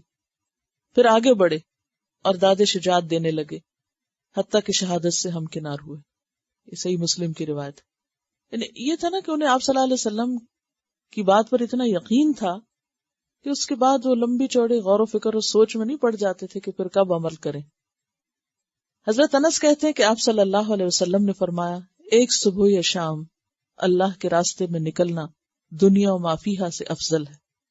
یہ بھی اسی حکم کی عملی شکل ہے. بخاری اور مسلم کی روایت ہے. بخاری کی روایت ہے آپ نے فرمایا اللہ کی راہ میں جہاد کرنے والے کی مثال، اور اللہ خوب جانتا ہے کہ اس کی راہ میں جہاد کرنے والا کون ہے، یہ بھی اللہ کو پتا ہے کہ کون اس کے لیے نکلا. ایسے ہے جیسے ہمیشہ کا روزے دار اور شب زندہ دار، یعنی جو ساری رات جاگ کے عبادت کرے اور سارا دن روزہ رکھے، یعنی ہمیشہ روزہ رکھے، اللہ نے اپنی راہ میں جہاد کرنے والے کے لیے اس بات کی ضمانت دی ہے کہ اگر اسے موت آ گئی تو جنت میں داخل کرے گا، یا پھر یعنی یا تو اسے جنت میں بھیج دے گا یا پھر اسے اجر اور غنیمت کے ساتھ صحیح و سالم واپس لوٹائے گا۔ حضرت ابو ہریرہ کہتے ہیں آپ نے فرمایا جو شخص اللہ کی راہ میں جہاد کے لیے گھوڑا پالے اور اس کی وجہ اللہ پر ایمان اور اس کے وعدوں کی تصدیق ہو، یعنی اور کوئی مقصد نہ ہو، تو بلا شبہ اس گھوڑے کا کھانا پینا لیت پیشاب قیامت کے دن اس مجاہد کے ترازو میں بطور نیکی کے رکھے جائیں گے، یعنی بال کھال ہر چیز اس کی جو ہے وہ تولی جائے گی نامہ اعمال کے اندر۔ تو ایسی باتیں تھیں کہ جن کی وجہ سے صحابہ کرام کا پھر شوق ہر کام کے اندر اور بڑھتا، اور یہ انسانی فطرت ہے کہ اس کو اگر کسی چیز کا شوق دلایا جائے یا کسی ثواب یا ریوارڈ یا اجر کو سامنے رکھ کے کام بتایا جائے تو وہ کام کئی گنا زیادہ بہتر طور پہ وہ کر سکتا ہے۔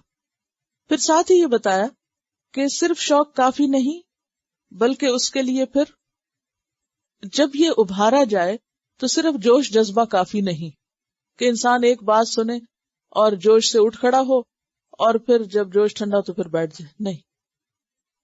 اِن مِنکم 20 صابرون، جمنے والوں کی ضرورت ہے، لیکن ایسا نہیں ہوتا کہ سارے سننے والے جمنے والے ہوں، صابرون ہوں۔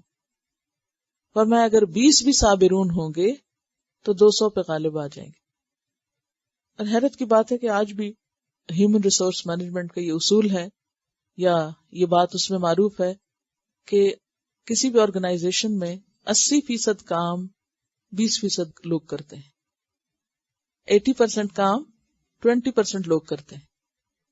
یعنی اگر آپ کے ادارے میں 100 لوگ ہائر کیے ہیں آپ نے، تو اس میں سے 20 لوگ جو ہوں گے وہ پورے کام کا 80% کر رہے ہوں گے اور باقی جو 20% ہے وہ 80% مل کے کریں گے۔ تو اللہ تعالیٰ نے کیا فرمایا کہ اگر 20 لوگ بھی تمہارے اندر ایسے ہوں گے تو وہ اپنے سے 10 گنا پہ بھاری آ جائیں گے۔ وَإِن يَكُن مِّنكُم مِّئَةٌ، اور اگر 100 ایسے مل گئے تو 1000 کا مقابلہ کر لیں گے۔ تو یہاں تو 1000 کے مقابلے میں 300 تھے، من الذین کفروا، یعنی جنگ بدر میں۔ اور اس کی وجہ کیا ہے؟ بِأَنَّهُمْ قَوْمٌ لَا يَفْقَهُونَ، ان کو بات سمجھ نہیں آتی۔ اس کے برعکس مومنوں کو جب یہ سمجھ آ جاتی کہ اجر کیا ہے، جنت کی لمبائی چوڑائی کتنی ہے، تو وہ پھر اپنے کام کو زیادہ لگن اور یکسوئی کے ساتھ کرتے ہیں۔ پھر فرمایا الآن خفف اللہ عنکم، اب اللہ نے تم سے بات کو ہلکا کر دیا، تخفیف کر دی، زیادہ کا مطالبہ نہیں کیا۔ وعلم، اور جان لیا کس بات کو، ان فیکم ضعفا، کہ تمہارے میں کمزوری ہے۔ ضعف جو ہے یہ مادی کمزوری کے لیے بھی آتا ہے اور معرفت و بصیرت کے ضعف کے لیے بھی آتا ہے، جس کو ہم ضعف کہتے ہیں نا، تو عربی میں ضعف کہتے ہیں، کمزوری کے معنی۔ یعنی مادی کمزوری، مادی کا کیا مطلب؟ جسمانی یا تیاری کے اعتبار سے، اور بصیرت کی کمزوری، سمجھ کی کمزوری، بات پوری طرح سمجھ نہ آنا یا اس کو اپنے لیے نہ لینا۔ بہت سے لوگوں کو بات سمجھ آتی ہے لیکن وہ کبھی اپنے لیے نہیں لیتے اس کو۔ یعنی بہت سے لوگ، ان کی بصیرت ہوتی ہے، سمجھ ہوتی ہے، لیکن جب بھی ان کو دین کی کوئی بات پتہ چلتی ہے تو وہ اس کو ہمیشہ دوسروں پہ لاگو کرتے کہ فلاں ایسے نہیں کرتا، یا فلاں ایسے کر رہا ہے، یا فلاں میں یہ غلطی ہے اور فلاں میں یہ کمزوری ہے، یا فلاں کو یوں کرنا چاہیے، لیکن وہ کبھی اس کو اپنے لیے نہیں لیتا۔ یہ بھی سمجھ کی کمزوری ہے۔ لیکن وہاں آپ دیکھیے کہ صحابہ کو جب آپ نے فرمایا تو صحابہ نے اس کو اپنے لیے لیا۔ اچھا یہ بات ایسے، مجھے یہ کرنا چاہیے۔ اور جب تک سمجھ کا یہ اینگل بدلے گا نہیں، اس وقت تک اصلاح نہیں ہو سکتی۔ فَإِن يَكُن مِّنكُم مِّئَةٌ صَابِرَةٌ يَغْلِبُوا مِئَتَيْنِ، تو اب یہ ہے کہ چونکہ تمہارے اندر کمزوری ہے، وَعَلِمَ أَنَّ فِيكُمْ ضَعْفًا، تو اب مطالبہ کتنا ہے کہ اگر تم میں 100 بھی ہوں تو وہ 200 پہ غالب آ جائیں گے۔ وَإِن يَكُن مِّنكُمْ أَلْفٌ يَغْلِبُوا أَلْفَيْنِ بِإِذْنِ اللَّهِ، اور اگر تم میں 1000 ہوں گے تو 2000 پہ غالب آ جائیں گے۔ وَاللَّهُ مَعَ الصَّابِرِينَ، اور اللہ صبر کرنے والوں کے ساتھ ہے۔ اب یہاں پر آپ دیکھیے کہ ایک بہت اہم جنگی اصول پتہ چلتا ہے اور مسلمانوں کے لیے اس میں بہت بڑی رہنمائی ہے. وہ کیا ہے کہ جب تک مسلمان ایک اور دو کے تناسب کے ساتھ دشمن کے مقابلے کے لیے تیار نہ ہو، ان پر جہاد فرض نہ ہوگا، کیونکہ ادروائز کیا ہوگا؟ وہ بھاگ نکلیں گے، بھاگ کھڑے ہوں گے، مقابلہ کر ہی نہیں سکتے. کیونکہ غلبے کی شرط کیا ہے کہ تمہارے اندر کم از کم ایک حصہ صبر کرنے والوں کا ضرور ہو. تو اگر دشمن کی طاقت دگنی ہوگی تو بھی غالب آنے کے امکان موجود ہیں، یعنی یہ منیمم ہے. اگر اس سے زیادہ ایمان اور تیاری اور وہ سب چیزیں ہوں تو پھر 1 اور 10 اور اس سے بھی زیادہ پہ جا سکتے ہیں. لیکن اگر دگنے ہیں، صرف 1 اور 2 ہے تو بھی یغلبوا مئتین، پھر بھی ٹھیک ہے. لیکن اگر برابر ہیں یا اس سے کم ہے تو پھر یعنی اگر کوئی ایک شخص 2 فائر کر سکتا ہو تو کامیاب ہو سکتا ہے، لیکن اگر کوئی ایک بھی کرنے پہ قادر نہیں ہے تو پھر کامیاب نہیں ہو سکتے. تو جب تک تیاری مکمل نہ ہو ہاتھ نہ ڈالو. وَإِن يَكُن مِّنكُمْ أَلْفٌ يَغْلِبُوا أَلْفَيْنِ بِإِذْنِ اللَّهِ وَاللَّهُ مَعَ الصَّابِرِينَ. اور پیچھے آپ دیکھیں کہ سورۃ انفال میں کیا حکم دیا گیا؟ یا ایھا الذین آمنوا اذا لقیتم فئۃ فاثبتوا. اور سورۃ الصف میں بھی آتا ہے ان اللہ یحب الذین یقاتلون فی سبیلہ صفا کأنہم بنیان مرصوص. سیدنا ابن عباس کہتے ہیں کہ جب یہ آیت نازل ہوئی کہ تمہارے 20 صابروں کو 200 پہ غالب آنا چاہیے تو یہ مسلمانوں پہ بہت گراں گزری، جبکہ اللہ نے مومنوں پر یہ فرض کیا کہ ایک مسلمان 10 کافروں کے مقابلے میں نہ بھاگے. پھر اللہ تعالیٰ نے اس آیت میں تخفیف فرما دی اور فرمایا کہ کم از کم 100 کو 200 کے مقابلے میں ضرور غالب آنا چاہیے. چنانچہ جب اللہ تعالیٰ نے شمار میں کمی کر دی تو اتنا ہی مسلمانوں میں صبر بھی کم ہو گیا. یہ بخاری کی روایت ہے. اور یہ بات کہ 10 مسلمان 100 پہ بھاری رہیں گے، جب یہ آئی تو ایک طرح سے بشارت بھی تھی، لیکن اس کے ساتھ ساتھ ذمہ داری بھی تھی. یعنی یہاں اس آیت میں بشارت بھی ہے کہ اگر تمہارے اندر یہ صفت موجود ہوئی تو تم کامیاب ہو، لیکن اس کے ساتھ ساتھ ذمہ داری بھی ڈالی گئی، کیونکہ میدان جنگ سے بھاگنے کا بہت بڑا گناہ بتایا گیا. پیچھے آپ پڑھ چکے ہیں نا کہ کبیرہ گناہ ہے. تو اس لیے مسلمانوں کے اوپر ایک بوجھ پڑ گیا کہ ہم اس قابل نہیں ہیں. اصل میں ہم پھر یعنی کہ مسلمان ہوتے ہوئے بھی بعض اوقات آیات کو آؤٹ آف کانٹیکسٹ لیتے ہیں نا، وہ صرف ایک حصے کو لے لیتے ہیں اور اس کو پورے سیناریو میں نہیں دیکھتے. اصل مشکل پتہ کیا ہے؟ جو رہنمائی کرنے والے ہیں وہ بھی قرآن کے ایک حصے کو لے لیتے ہیں، کسی ایک آیت کو لے لیتے ہیں، کسی ایک حدیث کو لے لیتے ہیں اور پھر اس کو جنرلائز کر دیتے ہیں. یہاں سے مشکل پیدا ہوتی ہے.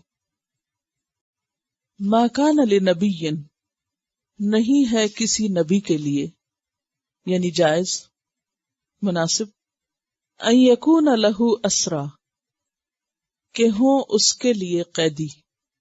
اسرا اسیر کی جمع ہے یا اسرا کی جمع بھی ہو سکتی ہے. اسارا کہتے ہیں پاؤں کی بیڑی کو قید کرنا. کسی نبی کے لیے جائز نہیں کہ وہ قیدی بنا لیں، حتی یہاں تک کہ یثخن فی الارض، وہ خون ریزی کرے زمین میں. یعنی جنگ کا مقصد قیدی جمع کرنا یا قیدی پکڑنا یا مال غنیمت جمع کرنا نہیں ہے، بلکہ دشمن کی قوت کو توڑنا ہے. تریدون عرض الدنیا، تم چاہتے ہو دنیا کا سامان، واللہ یرید الآخرہ، اور اللہ چاہتا ہے آخرت. واللہ عزیز حکیم، اور اللہ زبردست ہے، حکمت والا ہے. یہاں پر ہم دیکھتے ہیں کہ جنگ بدر میں جیسا کہ آپ جانتے ہیں کہ 70 لوگ پکڑے گئے تھے، اور چونکہ یہ پہلی ایک باقاعدہ جنگ تھی تو اس میں بہت ساری چیزوں کی اصلاح بھی کی گئی اور اس موقع پر مسلمانوں کی تربیت بھی کی گئی. چونکہ مال غنیمت بھی ملا اور جنگی قیدی بھی، تو یہ کہا گیا کہ اصل مقصد دنیا کی چیزوں کی طرف دوڑنا نہیں، قیدی پکڑنا نہیں، بلکہ اصل مقصد تو اس قوت کو ختم کرنا ہے جو اسلام کے راستے میں رکاوٹ بنی ہوئی ہے تمہارے لیے اور تمہیں ختم کرنا چاہتی ہے۔ لیکن ایسا کیوں ہوتا ہے کہ انسان ایک خاص مقصد کے لیے نکلتا ہے اور پھر راستے میں اس کی نیت بدل جاتی؟ ظاہر ہے جو لوگ بھی جنگ بدر میں شریک ہوئے وہ اللہ کے رسول صلی اللہ علیہ وسلم کی پکار پر اور آپ کی دعوت پر گئے اور ان کے سامنے مقصد واضح تھا، لیکن وہاں پہنچنے کے بعد ذہن میں جو تبدیلی ہوئی یا سوچ میں جو فرق آیا اس کو اللہ سبحانہ وتعالیٰ نے فوراً نمایاں کر دیا اور اس کی اصلاح کر دی۔ لیکن یہ بات صرف جنگ بدر سے متعلق نہیں یا کسی ایک خاص واقعے یا اوکیزن سے متعلق نہیں، یہ بات ہم سب سے متعلق ہے۔ جب بھی کوئی شخص اللہ کی خاطر گھر سے نکلتا ہے، جب بھی کوئی شخص دین کی کوئی چھوٹی یا بڑی خدمت کرنا چاہتا ہے، خواہ وہ اپنی ذاتی زندگی میں دین کے نام پر کوئی کام کرے یا اجتماعی زندگی میں، اسے ہمیشہ وقتاً فوقتاً اپنا جائزہ لیتے رہنا چاہیے کہ یہ کام میں کیوں کر رہا ہوں، اس کے پیچھے کیا مقصد ہے۔ کہیں ایسا تو نہیں کہ تریدون عرض الدنیا ہو، بظاہر یہ کام ایک دینداری کا کام نظر آتا ہو لیکن اصل میں اس کے پیچھے مقصد دنیا کمانا ہو۔ دنیا کی محبت انسان کی سب سے بڑی کمزوری ہے۔ مال کی محبت انسان کے اندر رچی بسی ہوئی، وَإِنَّهُ لِحُبِّ الْخَيْرِ لَشَدِيدٌ، وہ مال کی محبت میں بہت شدید ہے۔ دنیا کی چیزوں کے پیچھے دوڑنا انسان کی بہت بڑی کمزوری ہے، اور یہ مرض بہت عام ہے، دنیا داروں میں بھی اور دین داروں میں بھی۔ اور اگر دیکھا جائے تو ساری خرابیوں کی جڑ یہی ہے۔ اگر کوئی اللہ تعالیٰ کے حقوق پامال کرتا ہے تو اس کے پیچھے بھی غور کریں تو دنیا کی محبت ہوگی، اور اگر کوئی بندوں کے ساتھ زیادتی کرتا ہے تو اس کے پیچھے بھی اصل وجہ کیا ہوگی؟ دنیا کی محبت۔ خدا فراموشی ہو، اللہ کو بھولنا ہو، اللہ تعالیٰ سے انسان کا غافل ہونا ہو، یا پھر انسانوں کے ساتھ بے انصافی کا سلوک ہو، نا انصافی کا رویہ ہو۔ ان دونوں کا اصل سبب کیا ہے؟ حب الدنیا، دنیا کی محبت۔ تریدون عرض الدنیا، تم دنیا چاہتے ہو۔ پیچھے ہم پڑھ چکے ہیں کہ دیندار لوگ دین کے نام پر بعض اوقات جب دنیا کماتے ہیں اور ان سے کہا جائے یہ بات غلط ہے تو وہ کیا کہتے ہیں؟ سیغفر لنا، ان قریب ہمیں بخش دیا جائے گا، کیونکہ ہم تو اللہ کے بہت پیارے ہیں، چہیتے ہیں اس کے۔ وَإِن يَأْتِهِمْ عَرَضٌ مِثْلُهُ يَأْخُذُوهُ، اور اس کے بعد پھر کوئی دنیاوی فائدہ سامنے آ جائے پھر لپک پڑتے ہیں، پھر اس کو لینے لگ جاتے ہیں۔ اور یہ چیز آخرت کی کامیابی کے راستے میں رکاوٹ ہے اور انسان کے لیے بہت بڑے نقصان کا سبب ہے۔ یہ ہوتا کس طرح ہے اور اس میں کیا ہوتا ہے؟ اگر ہم سب ذاتی زندگیوں کا بھی جائزہ لیں تو بہت سی چیزیں ہم اپنے اندر بھی ڈھونڈ سکتے ہیں، تلاش کر سکتے ہیں۔ جیسا کہ پہلے بھی میں نے عرض کیا کہ جب قرآن پڑھیں تو اس کی نصیحتیں دوسروں کے لیے نہیں، اپنے لیے سمجھیں۔ ہم میں سے ہر ایک، میں بھی اور آپ بھی۔ آپ دیکھیں کہ نماز کا اصل مقصد کیا ہے؟ نماز کیا سکھاتی ہے ہمیں؟ نماز کس چیز سے روکتی ہے؟ ان الصلاۃ تنہی عن الفحشاء والمنکر، نماز بے حیائی اور برائی سے روکتی۔ کتنے لوگ ہیں ایسے کہ جن کی نمازیں ان کو برائی سے روکتی ہوں، اور وہ نماز پڑھتے ہوں اور برائیوں سے رکتے ہوں اور بے حیائی سے رکتے ہوں؟ کیا بے شمار لوگ ایسے نہیں نظر آتے کہ جو ایک طرف نماز پڑھتے ہیں اور دوسری طرف اللہ کی نافرمانی کے باقی کام یا برائی کے کام بھی کھلے عام کرتے ہیں؟ روزہ کس سے روکتا ہے؟ بہت سی برائیوں سے روکتا ہے۔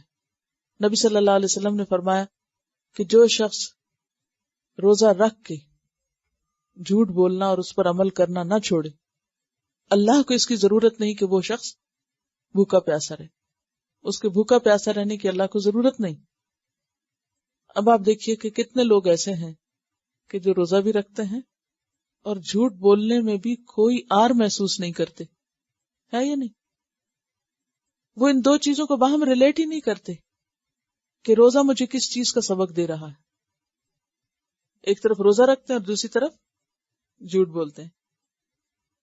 پھر اسی طرح آپ دیکھیے کہ بہت سے لوگ نماز پڑھتے ہوئے صف کی پابندی خوب کریں گے، بالکل سیدھی صف بنائیں گے، لیکن ان کی عملی زندگی میں کہیں اتحاد نظر نہیں آئے گا۔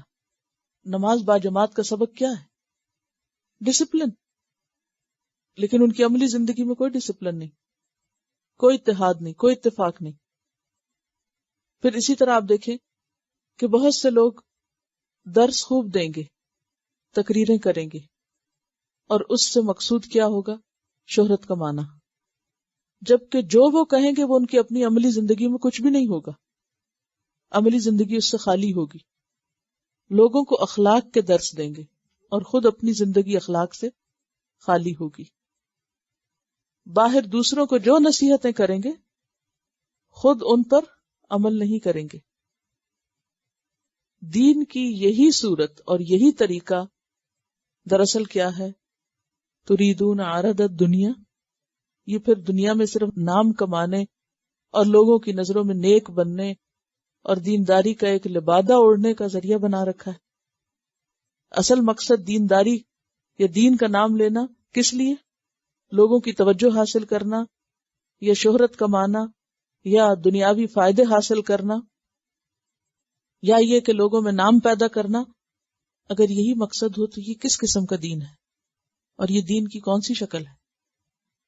آج ہم میں سے کتنے لوگ ایسے ہیں کہ جو قرآن حفظ کرنے کے پیچھے تو ہوتے ہیں، اپنے بچوں کو بھی کراتے ہیں۔ پوری اسلامی دنیا میں آپ یہ سیناریو دیکھیں گے کہ اکثریت کی توجہ قرآن کے کس حصے کی طرف؟ حفظ کی طرف۔ اکثریت کیا سمجھتی ہے کہ قرآن حفظ کرنے کے بعد ہم کیا بن جائیں گے؟ نہیں۔ اگر کوئی بھی شخص سمجھتا ہے نا کہ میں اپنے بچے کو دین کے رستے میں لگاؤں تو اکثر پہلی بات یہ کرتے ہیں کہ اچھا پھر میں اس کو حفظ کرنے کہاں ڈالوں۔ یعنی پہلی بات حفظ کرنا آتا ہے، قرآن حفظ کرنے کے لیے نہیں اترا، قرآن تو ہدایت کے لیے اترا۔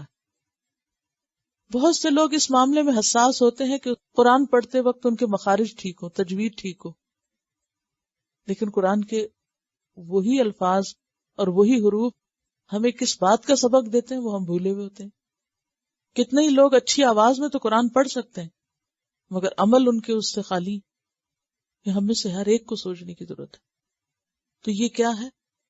عرض الدنیا، دین کا محض ظاہری وقتی دنیاوی فائدہ، صرف نظر آنے کی چیز۔ عرض کا کیا معنی بتایا تھا میں نے آپ پیچھے جب میں نے پڑھائی تھی آیت سورۃ الاعراف، لفظی معنی کیا؟ عرضہ، پیش کرنا، سامنے آنا۔ عرض کا معنی ہوتا ہے سامنے لانا، کسی چیز کو پیش کرنا۔ یعنی یہ ساری چیزیں محض پیش کر، دین محض پیش کرنے کی چیز ہو گئی، دین محض تبلیغ کرنے کی چیز ہو گئی، دین محض تقریریں کرنے کی چیز ہو گئی، دین محض دوسروں کو نصیحتیں کرنے کی چیز ہو گئی، اور اپنے آپ کو بھول گئے۔ بہت سے لوگ حج کرتے ہیں لیکن حج کرنے سے پہلے اور بعد میں ان کی زندگی میں کیا تبدیلی آتی ہے؟ وہ صرف ایک ٹور لیتے ہیں، ایک پیکج لیتے ہیں، جاتے ہیں اور آتے ہیں، جیسے کسی بھی ملک کی سیر کر کے واپس آ گئے، صرف اسی کا نام ایک حج رکھ لیا، لیکن عملی زندگی میں کوئی تبدیلی نہیں آتی۔ صدقہ خیرات ہے تو دکھاوے کا، نمازیں ہیں تو دکھاوے کی، باقی بھی اسی طرح۔ تو یہ سب دراصل کیا ہے؟ ظاہری دینداری، رسمی دینداری، شہرت اور ذاتی فائدوں کے لیے کام کرنا، ناموری کے لیے کام کرنا، خود کو اچھا ثابت کرنے کے لیے یہ سب طریقے اختیار کرنا، لیکن اس چیز کو اپنے اندر نہ پانا۔ تو اسی طرح خواہ جنگ کا موقع ہو تو وہاں کوئی بھی اگر اس نیت سے نکلا ہے کہ جا کے قیدی پکڑ لائے یا مال غنیمت سمیٹ لائے یا دنیا والوں پہ اپنی فتوحات کے جھنڈے گاڑ دے، تو اسلام میں ایسی جنگ کی کوئی ویلیو نہیں، خواہ آپ اس کو کتنا بھی بڑا فی سبیل اللہ کا نام دیں، وہ فی سبیل دنیا تو ہوگی، فی سبیل اللہ نہیں ہوگی۔ کیونکہ آپ صلی اللہ علیہ وسلم نے فرمایا من قاتل لتکون کلمۃ اللہ ہی العلیٰ فہو فی سبیل اللہ، کہ جو اس لیے جنگ کرے کہ اللہ کا نام بلند ہو، وہ دراصل فی سبیل اللہ ہے، اور اس پر اللہ کے ہاں اجر ہے۔ جس نے اللہ کے لیے کیا اور جس نے اپنے کسی ذاتی فائدے کے لیے کیا یا دنیا کو بڑھانے کے لیے کیا تو وہ فی سبیل اللہ نہیں ہے۔ لولا کتاب من اللہ، لولا اگر نہ ہوتی، کتاب کا معنی حکم، اور اشارہ ہے فدیے کی اجازت کی طرف۔ اگر فدیے کی اجازت اس سے پہلے نہ آ چکی ہوتی، من اللہ، اللہ کی طرف سے، سبقہ جو گزر چکی، کیونکہ پیچھے آپ پڑھ چکے ہیں کہ مسلمانوں کے لیے صرف مال غنیمت حلال کیا گیا، پچھلی امتوں کے لیے حلال نہیں تھا۔ کیا کیا جاتا تھا؟ ایک جگہ اکٹھا کر دیا جاتا، جو بھی کسی جنگ میں سے ہاتھ آتا اور پھر وہ اس کو آ کے آگ کھا جاتی۔ اور اسی وجہ سے اس سورت کو سورۃ الانفال کہا گیا، کیونکہ اس میں غنائم کا ذکر ہے۔ اور اگر آپ دیکھیں تو اس پوری سورت کے اندر اگرچہ جنگ بدر پہ تبصرہ ہے، لیکن اندر جھانک کر دیکھیں تو مسلمانوں کے اندر سے دنیا کی رغبت کم کی گئی ہے۔ انفال اور غنائم اور دین کے نام پر جو دنیاوی اور مادی فائدے ہیں ان کی طرف سے توجہ ہٹائی گئی ہے۔ اور وہ حکم کیا ہے؟ یعنی وہ کون سا حکم ہے جس کی طرف اشارہ ہے؟ مال غنیمت کی حلت کا یا حلال ہونے کا۔ ایک حدیث میں بھی آتا ہے، نبی صلی اللہ علیہ وسلم نے فرمایا کہ مجھے 5 چیزیں ایسی ملی ہیں جو مجھ سے پہلے کسی نبی کو نہ دی گئی تھی، اور ان میں سے ایک چیز کیا ہے؟ احلت لی الغنائم، کہ میرے لیے غنیمتیں حلال کر دی گئی جو کہ پچھلے لوگوں کے لیے نہیں تھی۔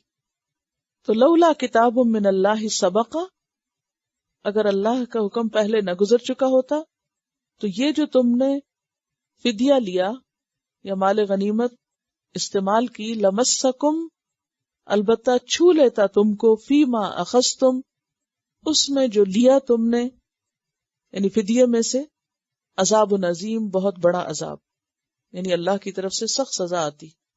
اگر اللہ کی طرف سے رخصت نہ ہوتی اور پھر بھی تم غنیمت اور فدیہ لے لیتے تو تمہاری پکڑ ہو جاتی۔ اب چونکہ اللہ نے حلال کر دیا ہے، اس لیے کیا کرو؟ فَكُلُوا، پس کھا لو۔ یعنی کھانے سے مراد کیا ہے؟ پیچھے میں آپ کو یہ واضح کر چکی ہوں کہ مال کو ہمیشہ کھانے کے لیے کہا جاتا ہے، کیونکہ انسان اپنے مال کا ایک بڑا حصہ کھانے پہ استعمال کرتا ہے، ورنہ مراد اس سے کھانے سے کیا؟ یعنی استعمال کر لو۔ مما غنمتم، اس میں سے جو غنیمت حاصل کی تم نے، حلالا طیبا، حلال پاک۔ اب آپ دیکھیں کہ ایک چیز جس پر ازل سے پابندی تھی اور اس نبی کے ماننے والوں کے لیے وہ پابندی ہٹائی گئی، تو قدرتی بات ہے کہ ان کے خلاف پروپیگنڈا بھی ہونا تھا کہ یہ اپنے آپ کو کیسے مسلمان کہتے ہیں، انہوں نے اپنے لیے غنیمت بھی حلال کر لی۔ تو اس پہ کیا کہا گیا کہ تم اس پروپیگنڈے کی پرواہ نہ کرو، اگر یہ اللہ کی طرف سے رخصت نہ ہوتی تو تم پر سخت پکڑ ہوتی۔ اب چونکہ اللہ ہی نے اجازت دی ہے، اس لیے جو بھی تمہارے لیے حلال اور پاک ہے اس میں سے استعمال کرو، حلال اور پاک سمجھتے ہوئے۔ فَكُلُوا مِمَّا غَنِمْتُمْ حَلَالًا، یعنی اس حال میں کہ وہ حلال ہے تمہارے لیے، طیباً، پاک ہے، لہٰذا تم اسے استعمال کر سکتے ہو۔ وَاتَّقُوا اللَّهَ، اور اللہ سے ڈرو، ان اللہ غفور الرحیم، بے شک اللہ تعالی غفور الرحیم ہے۔ جنگ بدر کے قیدیوں سے کتنا فدیہ لیا گیا تھا؟ 4000 درہم فی کس۔ ان میں کون کون خاص لوگ شامل تھے؟ آپ کے چچا حضرت عباس، آپ کے داماد ابو العاص، اسی طرح نوفل بن حارث، آپ کے چچا زاد بھائی عقیل بن ابی طالب، یہ سب شامل تھے۔ اور آپ کو یاد ہوگا کہ جب ابو العاص کے معاوضے کے لیے حضرت زینب نے وہ ہار بھیجا جو حضرت خدیجہ نے آپ کو دیا تھا، تو اس کو دیکھتے ہی آپ کی آنکھیں نم آلود ہو گئیں، اور اس وقت آپ نے صحابہ سے پوچھا اگر تم اجازت دو تو میں زینب کے قیدی کو چھوڑ دوں اور زینب کا ہار واپس کر دوں، تو صحابہ نے اس میں سب نے اگری کیا کہ آپ ایسا کر سکتے ہیں۔ اور صرف یہ ابو العاص کے ساتھ ہی رخصت نہیں برتی گئی تھی، اور قیدیوں کے ساتھ بھی رخصت برتی گئی تھی.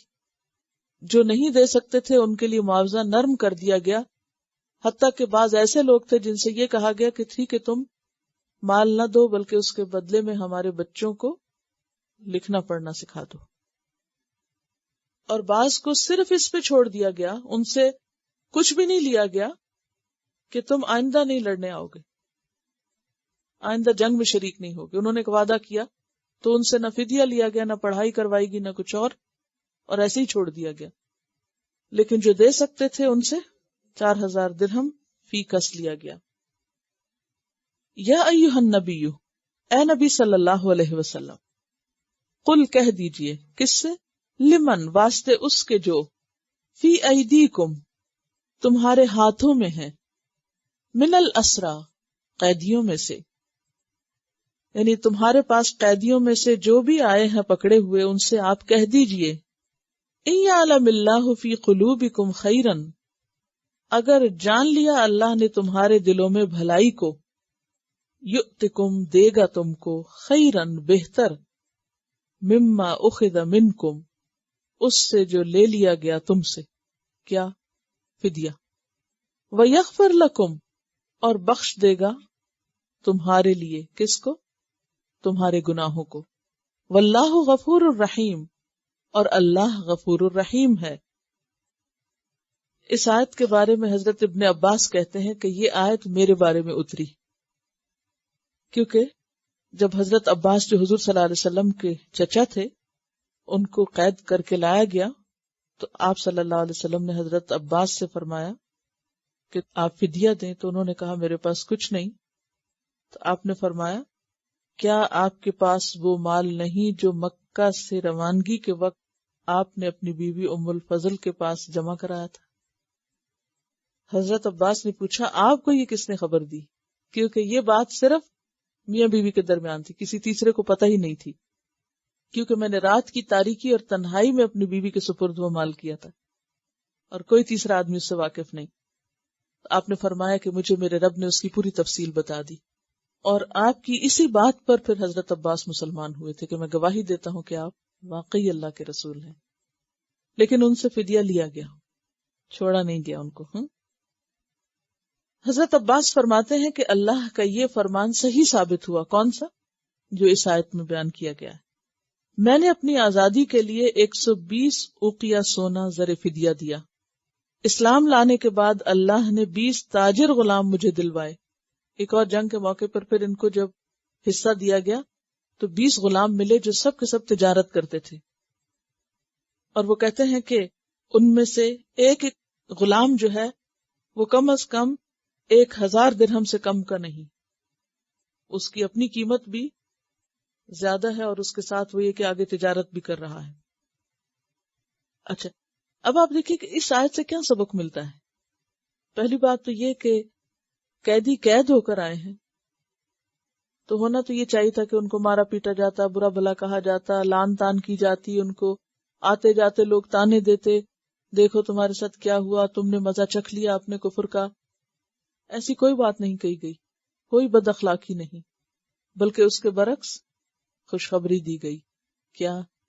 اگر تم مسلمان ہو جاؤ، ان یعلم اللہ فی قلوبکم خیرا، اشارہ ہے اسلام کی طرف، یعنی اسلام کی طرف تم راغب ہو جاؤ تو آج تمہارے فدیے میں تم سے جو کچھ لیا جا رہا ہے وہ کل تمہیں اس سے زیادہ واپس دنیا میں ہی لوٹا دیا جائے گا، اور تمہارے پچھلے سارے گناہ اسلام کی وجہ سے معاف کر دیے جائیں گے، اور اللہ غفور الرحیم ہے.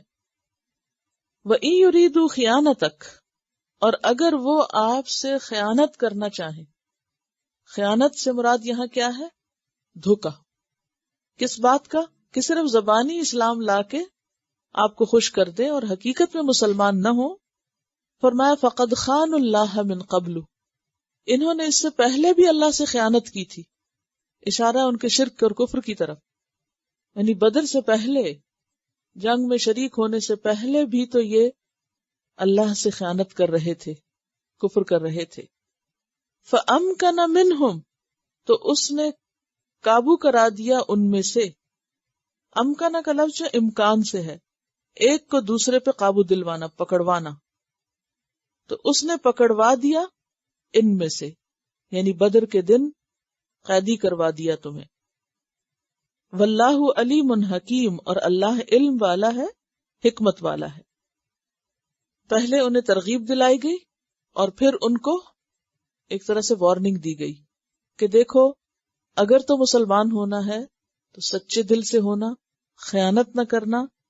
اپنی اس خیانت اور کفر پر جو تم پہلے کر رہے ہو، دیکھو تم کس انجام کو پہنچے ہو. اللہ نے اس کی وجہ سے تمہیں آج مسلمانوں کے ہاتھوں ذلیل کیا ہے. لہذا آئندہ اللہ کو دھوکہ نہ دینا، منافقت نہ برتنا. اور اللہ علم والا ہے، اسے سب کے دلوں کا حال پتہ ہے، اور حکمت والا ہے، وہ سب جانتا ہے کہ کس کے ساتھ کیا سلوک ہونا چاہیے. اور اس سے کیا سبق ملتا ہے بتائیے؟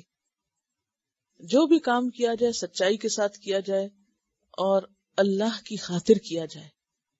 جیسے پیچھے ابھی میں بات کر رہی تھی نا کہ اراد الدنیا، بعض اوقات ہم دین کے پردے میں دنیا کی محبت دلوں میں رکھے ہوئے ہوتے ہیں اور اس کا ہمیں خود بھی نہیں پتا ہوتا. یہ بھی کیا ہے دراصل؟ خیانت. ہم ظاہر کیا کر رہے ہیں؟ مثلا آپ دیکھیے کہ اگر آپ بہت بظاہر خشوع و خضوع سے نماز پڑھ رہے ہیں، بڑی اچھی، اور دل میں آپ کی یہ خیال ہے کہ اچھا دوسرے لوگ ذرا مجھے دیکھیں تو خوش ہو جائیں، تو یہ اندر کا خیال اور باہر کا عمل اگر فرق ہے تو خیانت ہے، یہ کمی ہے، یہ دھوکہ ہے. یخادعون اللہ والذین آمنوا وما یخدعون الا انفسهم. اب آپ دیکھیے کہ شیطان ایسے خیال تو دل میں ڈال ہی دیتا ہے، لیکن اس موقع پہ کیا کرنا چاہیے؟ نماز چھوڑ دینی چاہیے؟ کیا کرنا چاہیے؟ اپنے آپ کا حساب کر کے، محاسبہ کر کے، جائزہ لے کے اپنے دل کی کیفیت کو پھر پلٹانا چاہیے کہ نہیں، مجھے یہ کام اللہ کے لیے کرنا چاہیے. لوگ مجھے کیا دیں گے؟ لوگ تو ابھی دیکھ رہے ہیں نا، اور شاید دیکھ بھی نہ رہے ہو اور تھوڑی دیر کے بعد نکل گئے تو بھول بھی جائیں گے. لیکن جو کام اللہ کے لیے کرو گے تو ہمیشہ کے لیے لکھا جائے گا اور اس کا اجر بھی محفوظ ہوگا. اپنی اصلاح فوراً کرنی چاہیے، نہ کہ نیکی کا کام چھوڑ کے بیٹھ جائے انسان. اسی طرح کوئی بھی کام. تو یہاں پر یہ ہے کہ اگر کوئی شخص ظاہری دینداری کا اظہار کرے گا، مسلمان بن کے دکھائے گا تاکہ اس سے نبی صلی اللہ علیہ وسلم خوش ہو جائیں، اور پھر واپس جا کے جو اس کے جی میں آئے کرے، فرمایا یاد رکھو آج پکڑے گئے ہو نا، پھر بھی پکڑے جاؤ گے. کوئی شخص اللہ کو دھوکہ دے کے کہیں بچ کے جا نہیں سکتا، بھاگ نہیں سکتا. تو اس میں ہم سب کے لیے کیا سبق ہے؟ اپنے ساتھ سچا ہونے کی ضرورت ہے. اللہ کے ساتھ سچے ہوں اور اپنے ساتھ سچے ہوں تو لوگوں کے ساتھ بھی سچے ہو جائیں گے. جو اپنے ساتھ سچا نہیں، وہ کسی اور کے ساتھ کیا سچا ہو سکتا ہے؟ جو خود کو دھوکہ دے رہا ہے غوروں کو بھی دے دے گا. پھر فرمایا ان الذین آمنوا، بے شک وہ لوگ جو ایمان لائے، وہاجروا، اور انہوں نے ہجرت کی، یعنی مکہ سے مدینہ آ گئے، وجاہدوا باموالہم، اور انہوں نے جہاد کیا اپنے مالوں کے ساتھ، وانفسہم، اور اپنی جانوں کے ساتھ، یعنی جان و مال دونوں اللہ کے راستے میں لگائے. فی سبیل اللہ، اللہ کے راستے میں. یہاں اللہ کے راستے کا خاص طور پر اس لیے ذکر کیا گیا کہ اسلام سے پہلے جنگیں کس مقصد کے لیے ہوتی تھی؟ دنیا کمانے کے لیے، دنیا کی خاطر ہوتی تھی. اور یہاں فی سبیل اللہ کی شرط ہے. والذین آووا، اور وہ لوگ جنہوں نے پناہ دی، ٹھکانہ دیا، ونصروا، اور مدد کی. کس کی طرف اشارہ ہے؟ انصار مدینہ کی طرف. اولئک، یہ لوگ. کون لوگ؟ انصار اور مہاجرین. بعضهم، ان میں سے بعض، اولیاء بعض، دوست ہیں بعض کے، مددگار ہیں بعض کے. اولیاء کس کی جمع ہے؟ ولی کی. اور ولی کا کیا معنی ہے؟ دوست، حمایتی، مددگار، سرپرست، وارث کے معنوں میں بھی آتا ہے. والذین آمنوا، اور وہ لوگ جو ایمان لائے، ولم یہاجروا، اور انہوں نے ہجرت نہیں کی. یہ دوسری کیٹیگری. پہلا گروہ کون سا ہے؟ ایمان لا کے ہجرت کی اور جہاد کیا مال و جان کے ساتھ اللہ کے راستے میں، اور پھر جہاں گئے وہاں بھی ایمان والے موجود ہیں جنہوں نے اللہ کی خاطر لوگوں کو پناہ دی۔ یاد رکھیں اسلام سے قبل باہمی حمایت اور نصرت خاندان اور قبیلے کی بنیاد پر ہوتی تھی۔ اگر کوئی کسی کا ساتھ دیتا تھا یا مدد کرتا تھا تو اس کی ایک ہی وجہ تھی، اور کیا؟ کہ یہ ہمارا رشتہ دار ہے، یہ ہماری برادری سے ہے۔ یہ کانسیپٹ پہلی دفعہ دنیا میں آیا، یعنی عربوں کے ہاں، کہ دین کی خاطر بھی دوستی ہوتی اور دین کی خاطر بھی محبت ہوتی اور طرفداری اور حمایت ہوتی، تو یہاں اس کو اجاگر کیا جا رہا ہے۔ اور دوسری قسم کے لوگ والذین آمنوا ولم یہاجروا، وہ لوگ ہیں جو ایمان لائے، مکہ میں ہی رہ گئے اور انہوں نے ہجرت نہیں کی، مالکم، نہیں تمہارے لیے، من ولایتہم من شیء، ان کی ولایت میں سے کچھ بھی، اب تمہاری ان سے وہ دوستی اور تعلق نہیں ہوگا۔ کیوں؟ وہ بھی تو ایمان والے ہیں، کیوں نہیں ہوگا؟ اس درجے کی ولایت کیوں نہیں ہوگی؟ کیونکہ انہوں نے ہجرت نہیں کی، جہاد نہیں کیا۔ حتی یہاجروا، یہاں تک کہ وہ بھی ہجرت کر لیں۔ وَإِنِ اسْتَنصَرُوكُمْ فِي الدِّينِ، اور اگر وہ مدد مانگے تم سے، استنصر کا کیا روٹ ہوگا؟ نون سوادر نصر، یعنی غیر مہاجر مسلمان جو ہیں وہ تم سے مدد مانگے، کس معاملے میں؟ فی الدین، دینی معاملات میں۔ فعلیکم النصر، تو تمہارے ذمہ ہے مدد کرنا۔ دین میں مدد کا کیا معنی ہوگا؟ دین سیکھنے کے لیے، دین جاننے کے لیے، یا دین کے کسی طور طریقے کی خاطر، تو تم ان کی مدد کرو۔ الا علی قوم، مگر ایسی قوم کے خلاف، بینکم و بینہم میثاق، کہ تمہارے اور ان کے درمیان ایک معاہدہ ہے۔ کس بات کا؟ امن کا، پیس ٹریٹی ہے، جنگ نہ کرنے کا۔ تو پھر اس صورت میں تم ان مسلمانوں کی مدد نہیں کرو گے جو ہجرت کر کے تمہارے پاس نہیں آئے، اور وہ تم سے مدد مانگ رہے ہیں ایسے لوگوں کے خلاف جن کے ساتھ تمہارا کوئی معاہدہ ہے جنگ نہ کرنے کا، یعنی ان کا ساتھ دے کر ان سے نہیں لڑو گے جن سے تم نے نہ لڑنے کا وعدہ کر رکھا ہے، خواہ کوئی تمہیں اسلام کے نام پر ہی کیوں نہ بلائے۔ عہد کی پابندی خواہ وہ کسی غیر مسلم کے ساتھ ہی کیوں نہ ہو۔ کل بھی ہم نے خیانت نہ کرنے کی بات پڑھی تھی نا، تو خواہ مسلم ہو کوئی یا نان مسلم ہو، کسی سے بھی خیانت جائز نہیں۔ واللہ بما تعملون بصیر، اور اللہ ساتھ اس کے جو تم عمل کرتے ہو دیکھ رہا ہے۔ تو اس سے کیا پتہ چلتا ہے، کیا سیکھا آپ نے؟ ایمان کے بھی درجے، اور ایمان یا دین کے نام پر جو دوستی ہوگی یا ولایت ہوگی اس کے بھی درجے۔ اعلیٰ درجے کی ولایت کیا ہوگی؟ اعلیٰ درجے کی دوستی کیا ہوگی؟ حمایت کس بنیاد پر ہوگی؟ کس نے کتنی قربانی کی ہے؟ کون کتنا اللہ کے راستے میں سچا ہے؟ اور پھر اگر کوئی شخص ایمان والا ہے لیکن اس کا ایمان پہلے درجے کے برابر نہیں، تو بھی تم اس کے ساتھ جہاں تک ہمدردی مدد ہو سکتی کرو، لیکن اس وقت پھر مدد نہیں کرو گے جب وہ ایسی چیز کے لیے بلائے جو تمہارے دین کے خلاف جاتی ہو۔ دین کے خلاف کیسے؟ کہ اگر تم نے کسی سے معاہدہ کر رکھا ہے تم اس سے جنگ نہیں کرو گے، اور تمہارے مسلمان بھائی بلا رہے ہیں کہ آؤ ہمارے ساتھ مل کے ان کے خلاف جنگ کرو، تو تم اس پہ لبیک نہیں کہو گے، وہاں اسلام کا نام استعمال نہیں کرو گے۔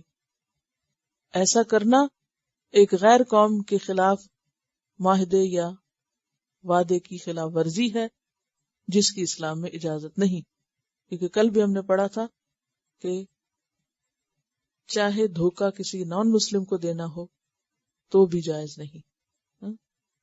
اگر کہیں معاہدہ توڑنا ہو تو اطلاع دے کے منسوخ کرو، ورنہ نہیں۔ والذین کفروا، اور وہ لوگ جنہوں نے کفر کیا، بعضهم اولیاء بعض، ان میں سے بعض کے دوست ہیں۔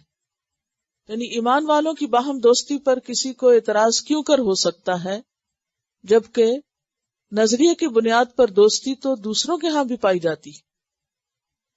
نظریے سے مراد یہاں کیا ہے؟ اسلام، عقیدہ، ایک آئیڈیالوجی. والذین کفروا، تو کفر بھی ایک آئیڈیالوجی ہے. تو جنہوں نے کفر کیا وہ بھی اپنے کفر کی وجہ سے ایک دوسرے کے دوست بنے ہوئے ہیں، حمایتی ہیں، مددگار ہیں. الا تفعلوہ، اگر نہ تم اس کو کرو گے. کس کو؟ یعنی مسلمانوں کی حمایت اور مدد دین کی بنیاد پر. تکن، تو ہوگا. کیا ہوگا؟ فتنۃ، فتنہ، فی الارض، زمین میں. وفساد کبیر، اور فساد بہت بڑا. اگر تم دین کی بنیاد پر اہل ایمان کی مدد نہ کرو گے تو اس سے زمین میں بہت بڑا فساد پھیل جائے گا. والذین آمنوا، اور وہ لوگ جو ایمان لائے. وہاجروا، اور انہوں نے ہجرت کی. وجاہدوا فی سبیل اللہ، اور اللہ کے راستے میں جہاد کیا. والذین آووا، اور وہ لوگ جنہوں نے پناہ دی. ونصروا، اور انہوں نے مدد کی. اولئک، یہی لوگ. ہم المؤمنون حقا، وہ مومن ہیں سچے. تو یہاں سچے مومنوں کی دو صفات بیان کی گئی ہیں. کون کون سی؟ نمبر 1 ایمان، ہجرت اور جہاد، یعنی بیسیکلی مہاجر بنے. اور نمبر 2 مدد کرنے والے، یعنی انصار بنے. تو سچا مومن بننے کے لیے انسان کو یا تو مہاجر بننا ہوگا اور یا انصار. ٹھیک ہے. اولئک ہم المؤمنون حقا، یہی سچے پکے مومن ہیں. کون؟ جو ان دو کاموں میں سے ایک کام کرے. لہم مغفرۃ، ان کے لیے مغفرت ہے. ورزق کریم، اور رزق ہے عزت والا. یعنی جنتوں میں جو رزق اللہ دے گا اس میں بہت عزت ہوگی. یعنی اگر تم دین کی بنیاد پر ایمان والوں کی مدد نہیں کرو گے، یعنی پہلے جاہلیت میں وہ کس بنیاد پر مدد کرتے تھے؟ خاندان اور قبیلے کی بنیاد پر. اب وہ معیار بدل گیا، سٹینڈرڈ بدل گیا. اب ایک نیا معیار ہے، اور اس معیار کو ملحوظ خاطر رکھنا ضروری تھا ان کے لیے کہ اگر تم نے اس بنیاد پر مدد نہ کی، کیونکہ آپ دیکھیں کہ جو لوگ ہجرت کر کے آئے تھے ان کے بہت سے رشتہ دار مکہ میں تھے، جن میں سے کچھ مومن تھے اور کچھ ابھی تک کافر تھے. اب اگر اہل مکہ مسلمانوں پر یلغار کرتے ہیں تو جو مکہ کے مہاجرین ہیں وہ کس کا ساتھ دیں گے؟ اپنے ان رشتہ داروں کا یا نبی صلی اللہ علیہ وسلم کا؟ نبی صلی اللہ علیہ وسلم کا، کیونکہ وہ اللہ کی خاطر ہجرت کر کے یہاں آئے ہیں. اب وہ اہل مدینہ کے ساتھ مل کے لڑ رہے ہیں اپنے مکہ والے رشتہ داروں کے خلاف. تو معیار بدل گئے ہیں نا دوستی اور دشمنی کے. پہلے معیار صرف قبیلے کی بنیاد پہ ہوتے تھے.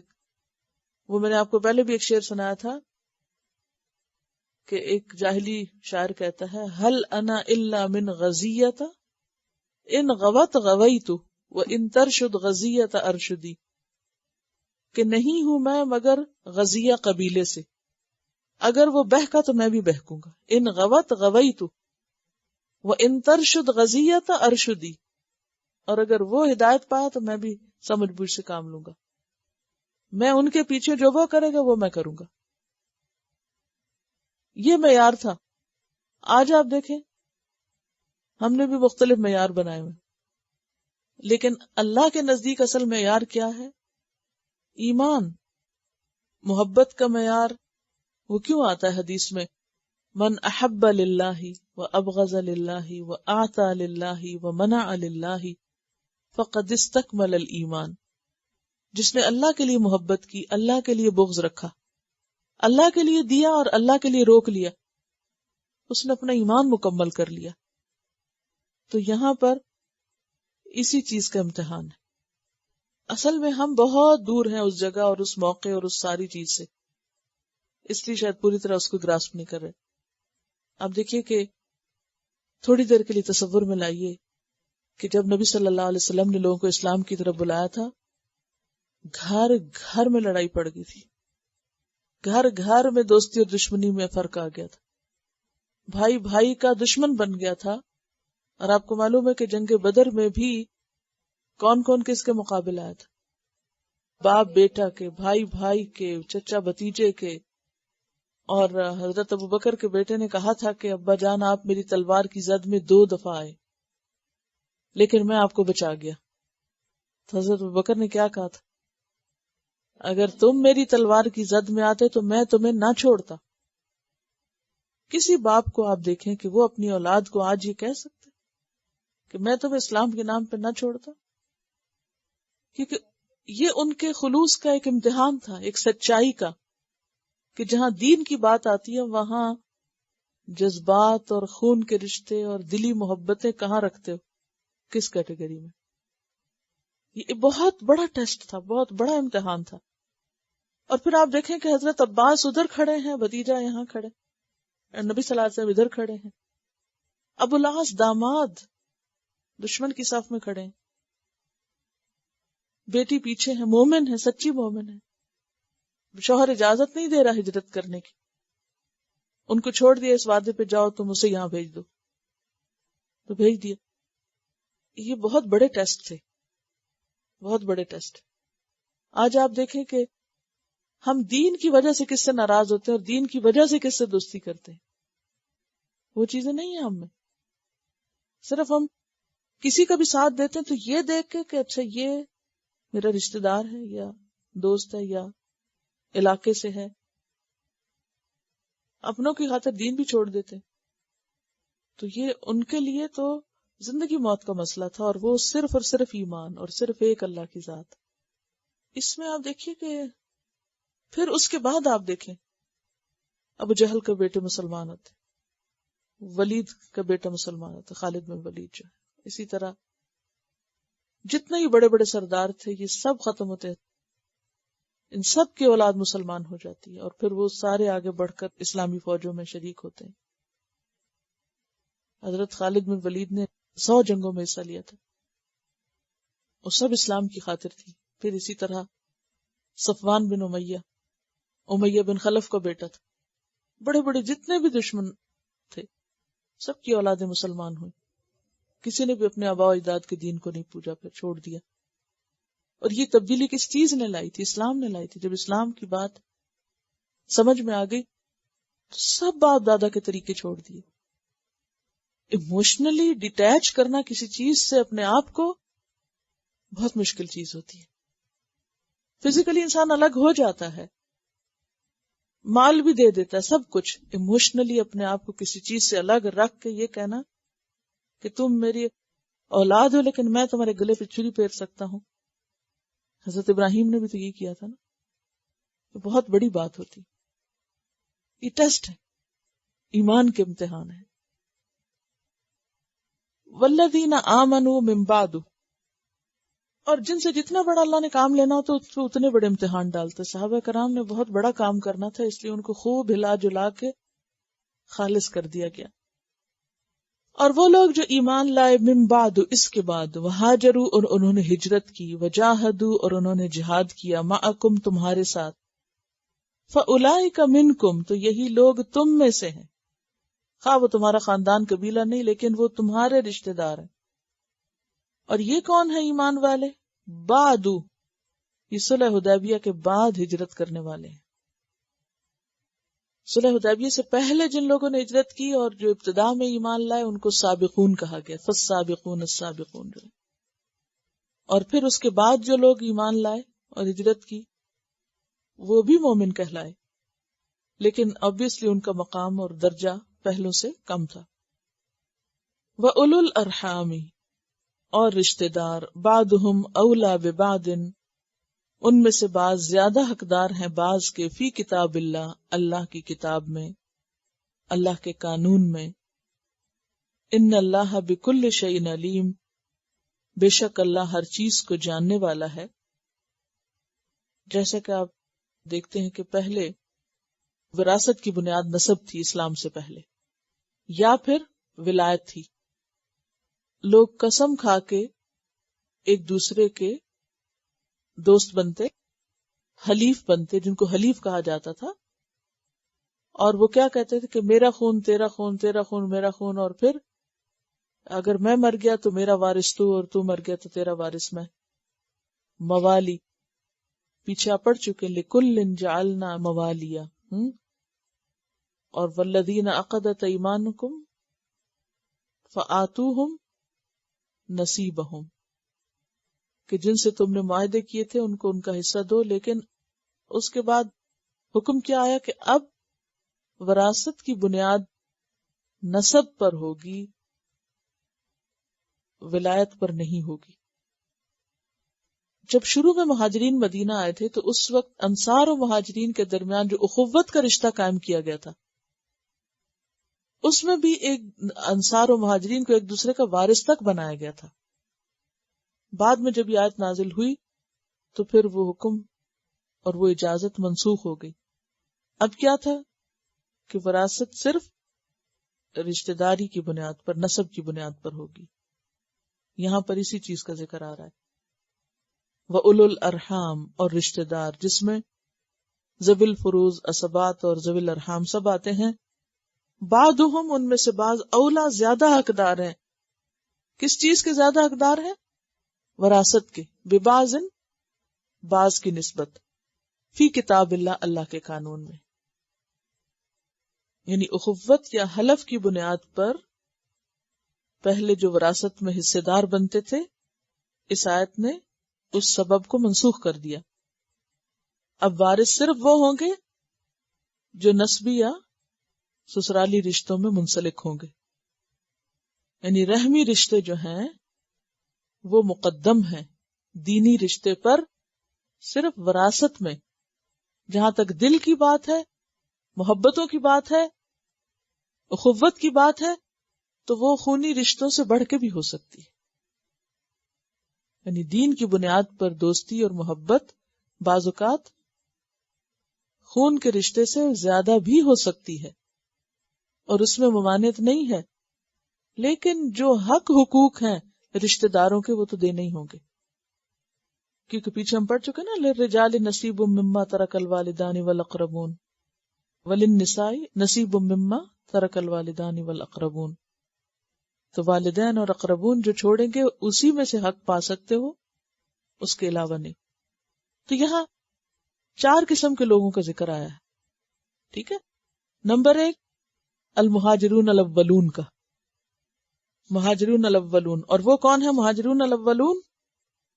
جن کے بارے میں سورۃ التوبہ آیت 100 میں بھی آتا ہے، والسابقون الاولون من المہاجرین والانصار والذین اتبعوہم باحسان رضی اللہ عنہم ورضوا عنہ.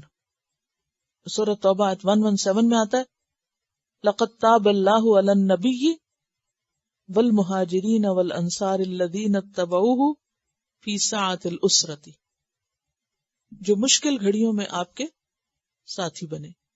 تو یہ ہے پہلا گروہ جس کا ذکر آیت 72 میں ہے. مہاجرین کا بھی اور انصار کا بھی درجہ نمبر 1. ٹھیک ہے. پہلا گروہ مہاجرین اور دوسرا انصار، اور تیسرا گروہ وہ مومن جنہوں نے ہجرت نہیں کی، مکہ میں ہی رہ گئے. اگر وہ دین میں تمہاری مدد چاہیں تو مدد کر دو، لیکن ایک لمٹ کے اندر. چوتھا گروہ یہ جن کا ذکر آیت 75 میں ہے، الذین آمنوا من بعد، جو بعد میں، اور بعد سے مراد صلح حدیبیہ کے بعد ایمان لائے. اس سے کیا بات سمجھ میں آتی ہے؟ کہ دین میں، رشتے میں، محبت میں لوگوں کے درجے ہوتے ہیں. کچھ لوگوں کے ساتھ آپ کا رشتہ جو دین کی بنیاد پر ہوتا ہے وہ ہر رشتے سے اوپر ہوتا ہے، اور اللہ کی نظر میں بھی ان کا مقام باقی مومنوں کے مقابلے میں اوپر ہوتا ہے. کس کا مقام کتنا اوپر ہوتا ہے؟ جس کی قربانی جتنی اعلیٰ درجے کی ہوتی ہے، جو اللہ کے لیے جتنا خالص ہوتا ہے.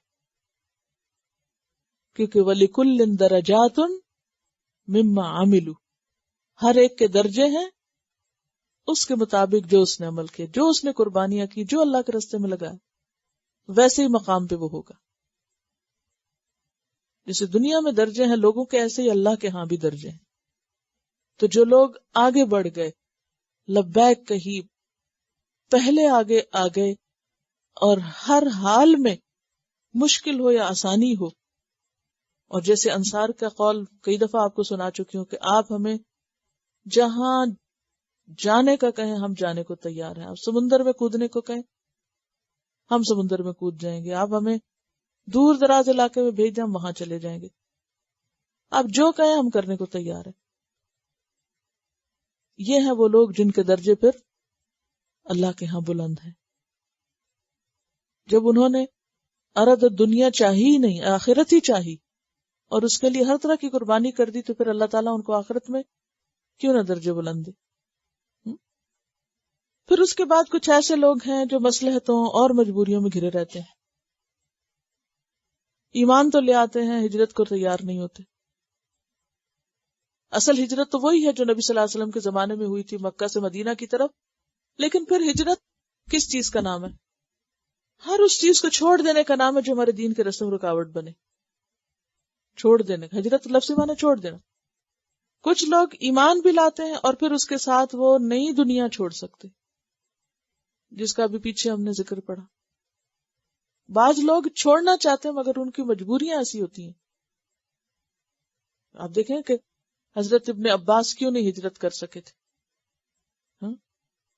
بچوں میں سے تھے. وہ کہتے ہیں یہ ہمارے بارے میں، ہم مستضعفین میں سے تھے. بہت سی عورتیں ایسی تھیں کہ جو مسلمان ہو چکی تھی. حضرت ام سلمہ آپ دیکھیں، پہلے تو نکل گئی وہ حبشہ کی طرف اپنے شوہر کے ساتھ، لیکن اس کے بعد وہ نکلنے لگی تو انہوں نے آ کے روک لیا، بچہ بھی لے لیا، شوہر چلے گئے. آپ نے وہ پڑھا تھا نا امہات المومنین میں حضرت ام سلمہ کا، وہ تو بہت بہادر تھی، اکیلی نکل کھڑی ہوئی. وہ کہتے ہیں کہ سفر پر تو اکیلا کوئی مرد نہیں نکل سکتا جس میں ام سلمہ نکل کھڑی ہوئی.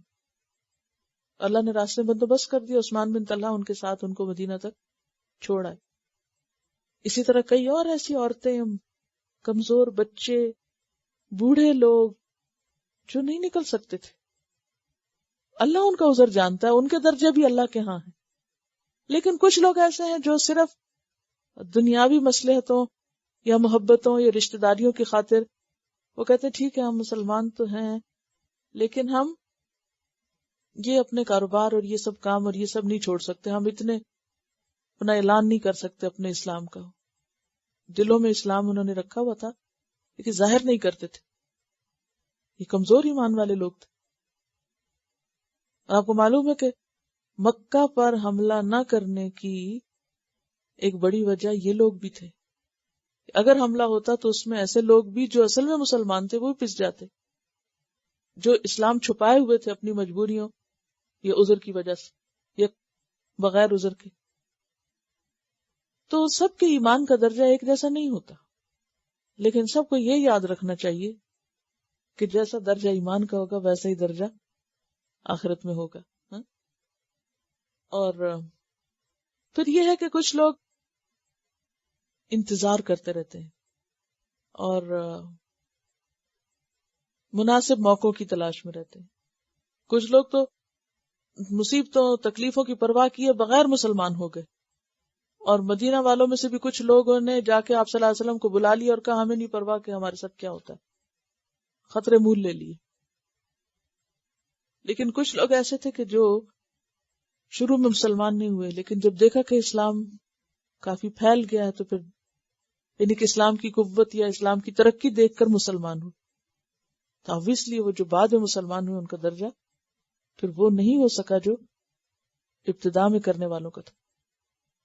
تو یاد رکھیے کہ جو شخص جتنے مشکل حالات میں کوئی کام کرتا ہے اتنا ہی اس کا اجر زیادہ ہوتا ہے. جس کی قربانی جتنی بڑی ہوتی ہے اس کا انعام بھی اللہ کے ہاں اتنا ہی بڑا ہے.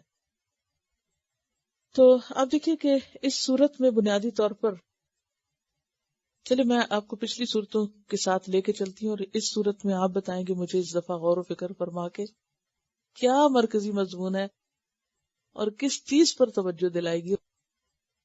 اب دیکھتے ہیں کہ سورۃ البقرہ میں ہمیں یاد دہانی کرائی گئی تھی کہ ہم اس دنیا میں ذمہ دار مخلوق ہیں، اور مومن کی جو مسئولیت ہے یا اس کی ذمہ داری ہے امت وسط کے فرد کی حیثیت سے. پھر آل عمران میں ہمیں بتایا گیا کہ اس ذمہ داری کو جب ہی کوئی پورا کر سکتا جب اس کے اندر استقامت ہو. ثبات کی بات تھی، استقامت کی بات تھی، اور اس پہ بہت سے واقعات تھے.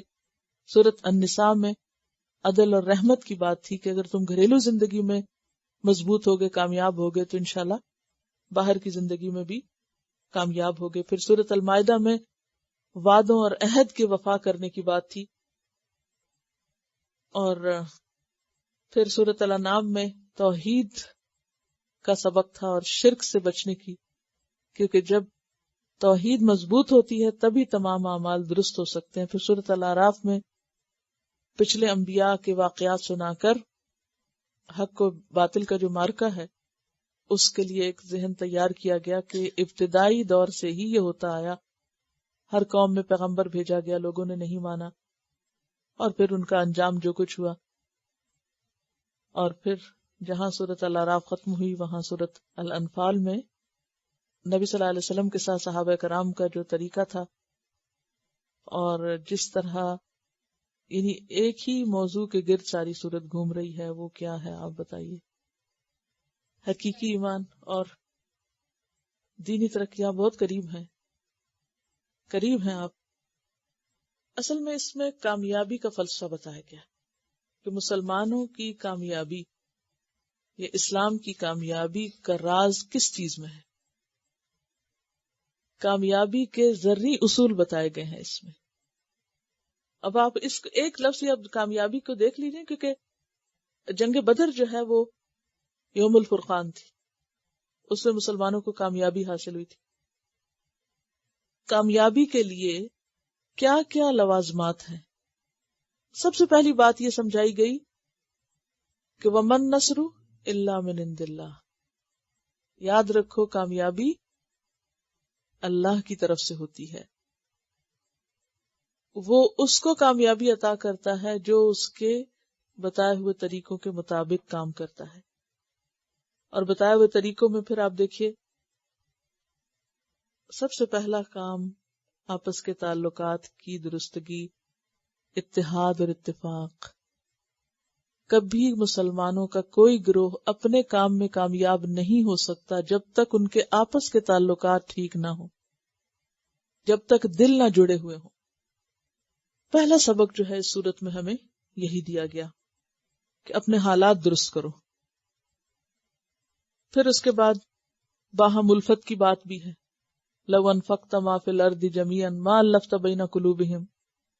انصار و مہاجرین کی مثالیں بھی ہیں کہ کس طرح مہاجرین مدینہ آئے اور کس طرح انصار نے ان کا ساتھ دیا، اور کس طرح نبی صلی اللہ علیہ وسلم کے ساتھ مل کے انصار نے ہر خطرے میں کود پڑے، اور جو بھی انہوں نے باتیں کی وہ سب آپ نے پڑھی. پھر تنازع سے بچنے کے لیے کہا گیا اطیعوا اللہ والرسول ولا تنازعوا فتفشلوا وتذهب ريحكم. پھر خیانت سے بچنے کو کہا گیا، اور خیانت، دھوکہ دینا صرف اپنوں کو نہیں غیروں کو بھی منع ہے. یعنی ایسی زبردست اخلاقی تربیت کی گئی ہے کہ صرف ظاہر سے نہیں، مادی اعتبار سے نہیں، اخلاقی اور روحانی اور ایمانی اعتبار سے بھی مضبوط ہو جاؤ. کیونکہ جب تک اندر سے مضبوط نہیں، اندر سے تم سچے نہیں، تو اس وقت تک کامیاب نہیں ہو سکتے. اور پھر اسلحے کی تیاری، یعنی ضروری ویپنز اور مادی قوت جو ہے جس حد تک تم تیار رکھ سکتے ہو اس کی طرف اشارہ کیا گیا، اور صبر کی طرف متوجہ کیا گیا. حب دنیا سے نجات. جب تک دین کا کام خالص ہو کے نہ کیا جائے صرف اللہ کی رضا کے لیے، اس وقت تک بھی کامیابی نہیں ہو سکتی. کیونکہ اللہ کو دھوکے باز لوگ نہیں پتا، اللہ کو نہیں پتا کہ کون کس مقصد اور کس غرض اور کس نیت سے کیا کر رہا ہے. اور باقی سب آپ سورت کو اگر اسی نظر سے پڑھیں گے تو انشاءاللہ آپ کو بہت ساری باتیں خود اور بھی سمجھ آئیں گی. اگر کوئی چیز میں نے چھوڑ دی تو بتائیے. الانفال کا ایک ہی مضمون ہے، آپ دیکھیں گے، یعنی اگرچہ جنگ بدر مین موضوع ہے، لیکن جنگ بدر میں چونکہ کامیابی ہوئی تھی تو اس کامیابی کا راز کیا تھا، اور وہ کامیابی احد میں ناکامی کیسے بنی وہ بھی ہم پیچھے پڑ چکے ہیں. کہاں پڑھی تھی؟ سورت آل عمران میں. ہمارے لیے کیا سبق ہے؟ ایسے بس ثواب کے لیے پڑھ لی یہ سورت ہے تو ہمارے لیے بھی سبق ہے. یہ سب باتیں ہمارے لیے ہیں، ٹھیک ہے نا. اب میں آپ سے چاہوں گی کہ آپ اپنی اسائنمنٹ ابھی سے بنا لیں، کیونکہ ویسے تو 9واں پارہ وہاں ختم ہو گیا، لیکن میں چاہوں گی کہ سورۃ الانفال کو پچھلے پارے کے ساتھ ہی شامل کر دوں تاکہ ایک مضمون مکمل ہو جائے. ہاں، اور وہ سوال کیا ہے؟ دین کے کام میں کامیابی کا راز کن کن باتوں میں ہے، اور اپنی ذاتی زندگی کے لیے آپ کو اس میں سے اصول نکالنے ہیں. ٹھیک ہے نا، اپنا جائزہ لینا اور محاسبہ کرنا ہے. آپ جب ترجمے کا ٹیسٹ یاد کریں تو اس وقت زحمت فرما کے ساتھ ساتھ ان اصولوں کو بیچ میں مارک کرتے رہیں تاکہ اسائنمنٹ جب آپ کو ملے تو آپ کو مشکل نہ ہو، پھر آپ جلدی جلدی لکھتے جائیں. تلاوت سن لیجیے. سبحانک اللہم و بحمدک نشہد ان لا الہ الا انت نستغفرک و نتوب الیک. السلام علیکم ورحمۃ اللہ وبرکاتہ.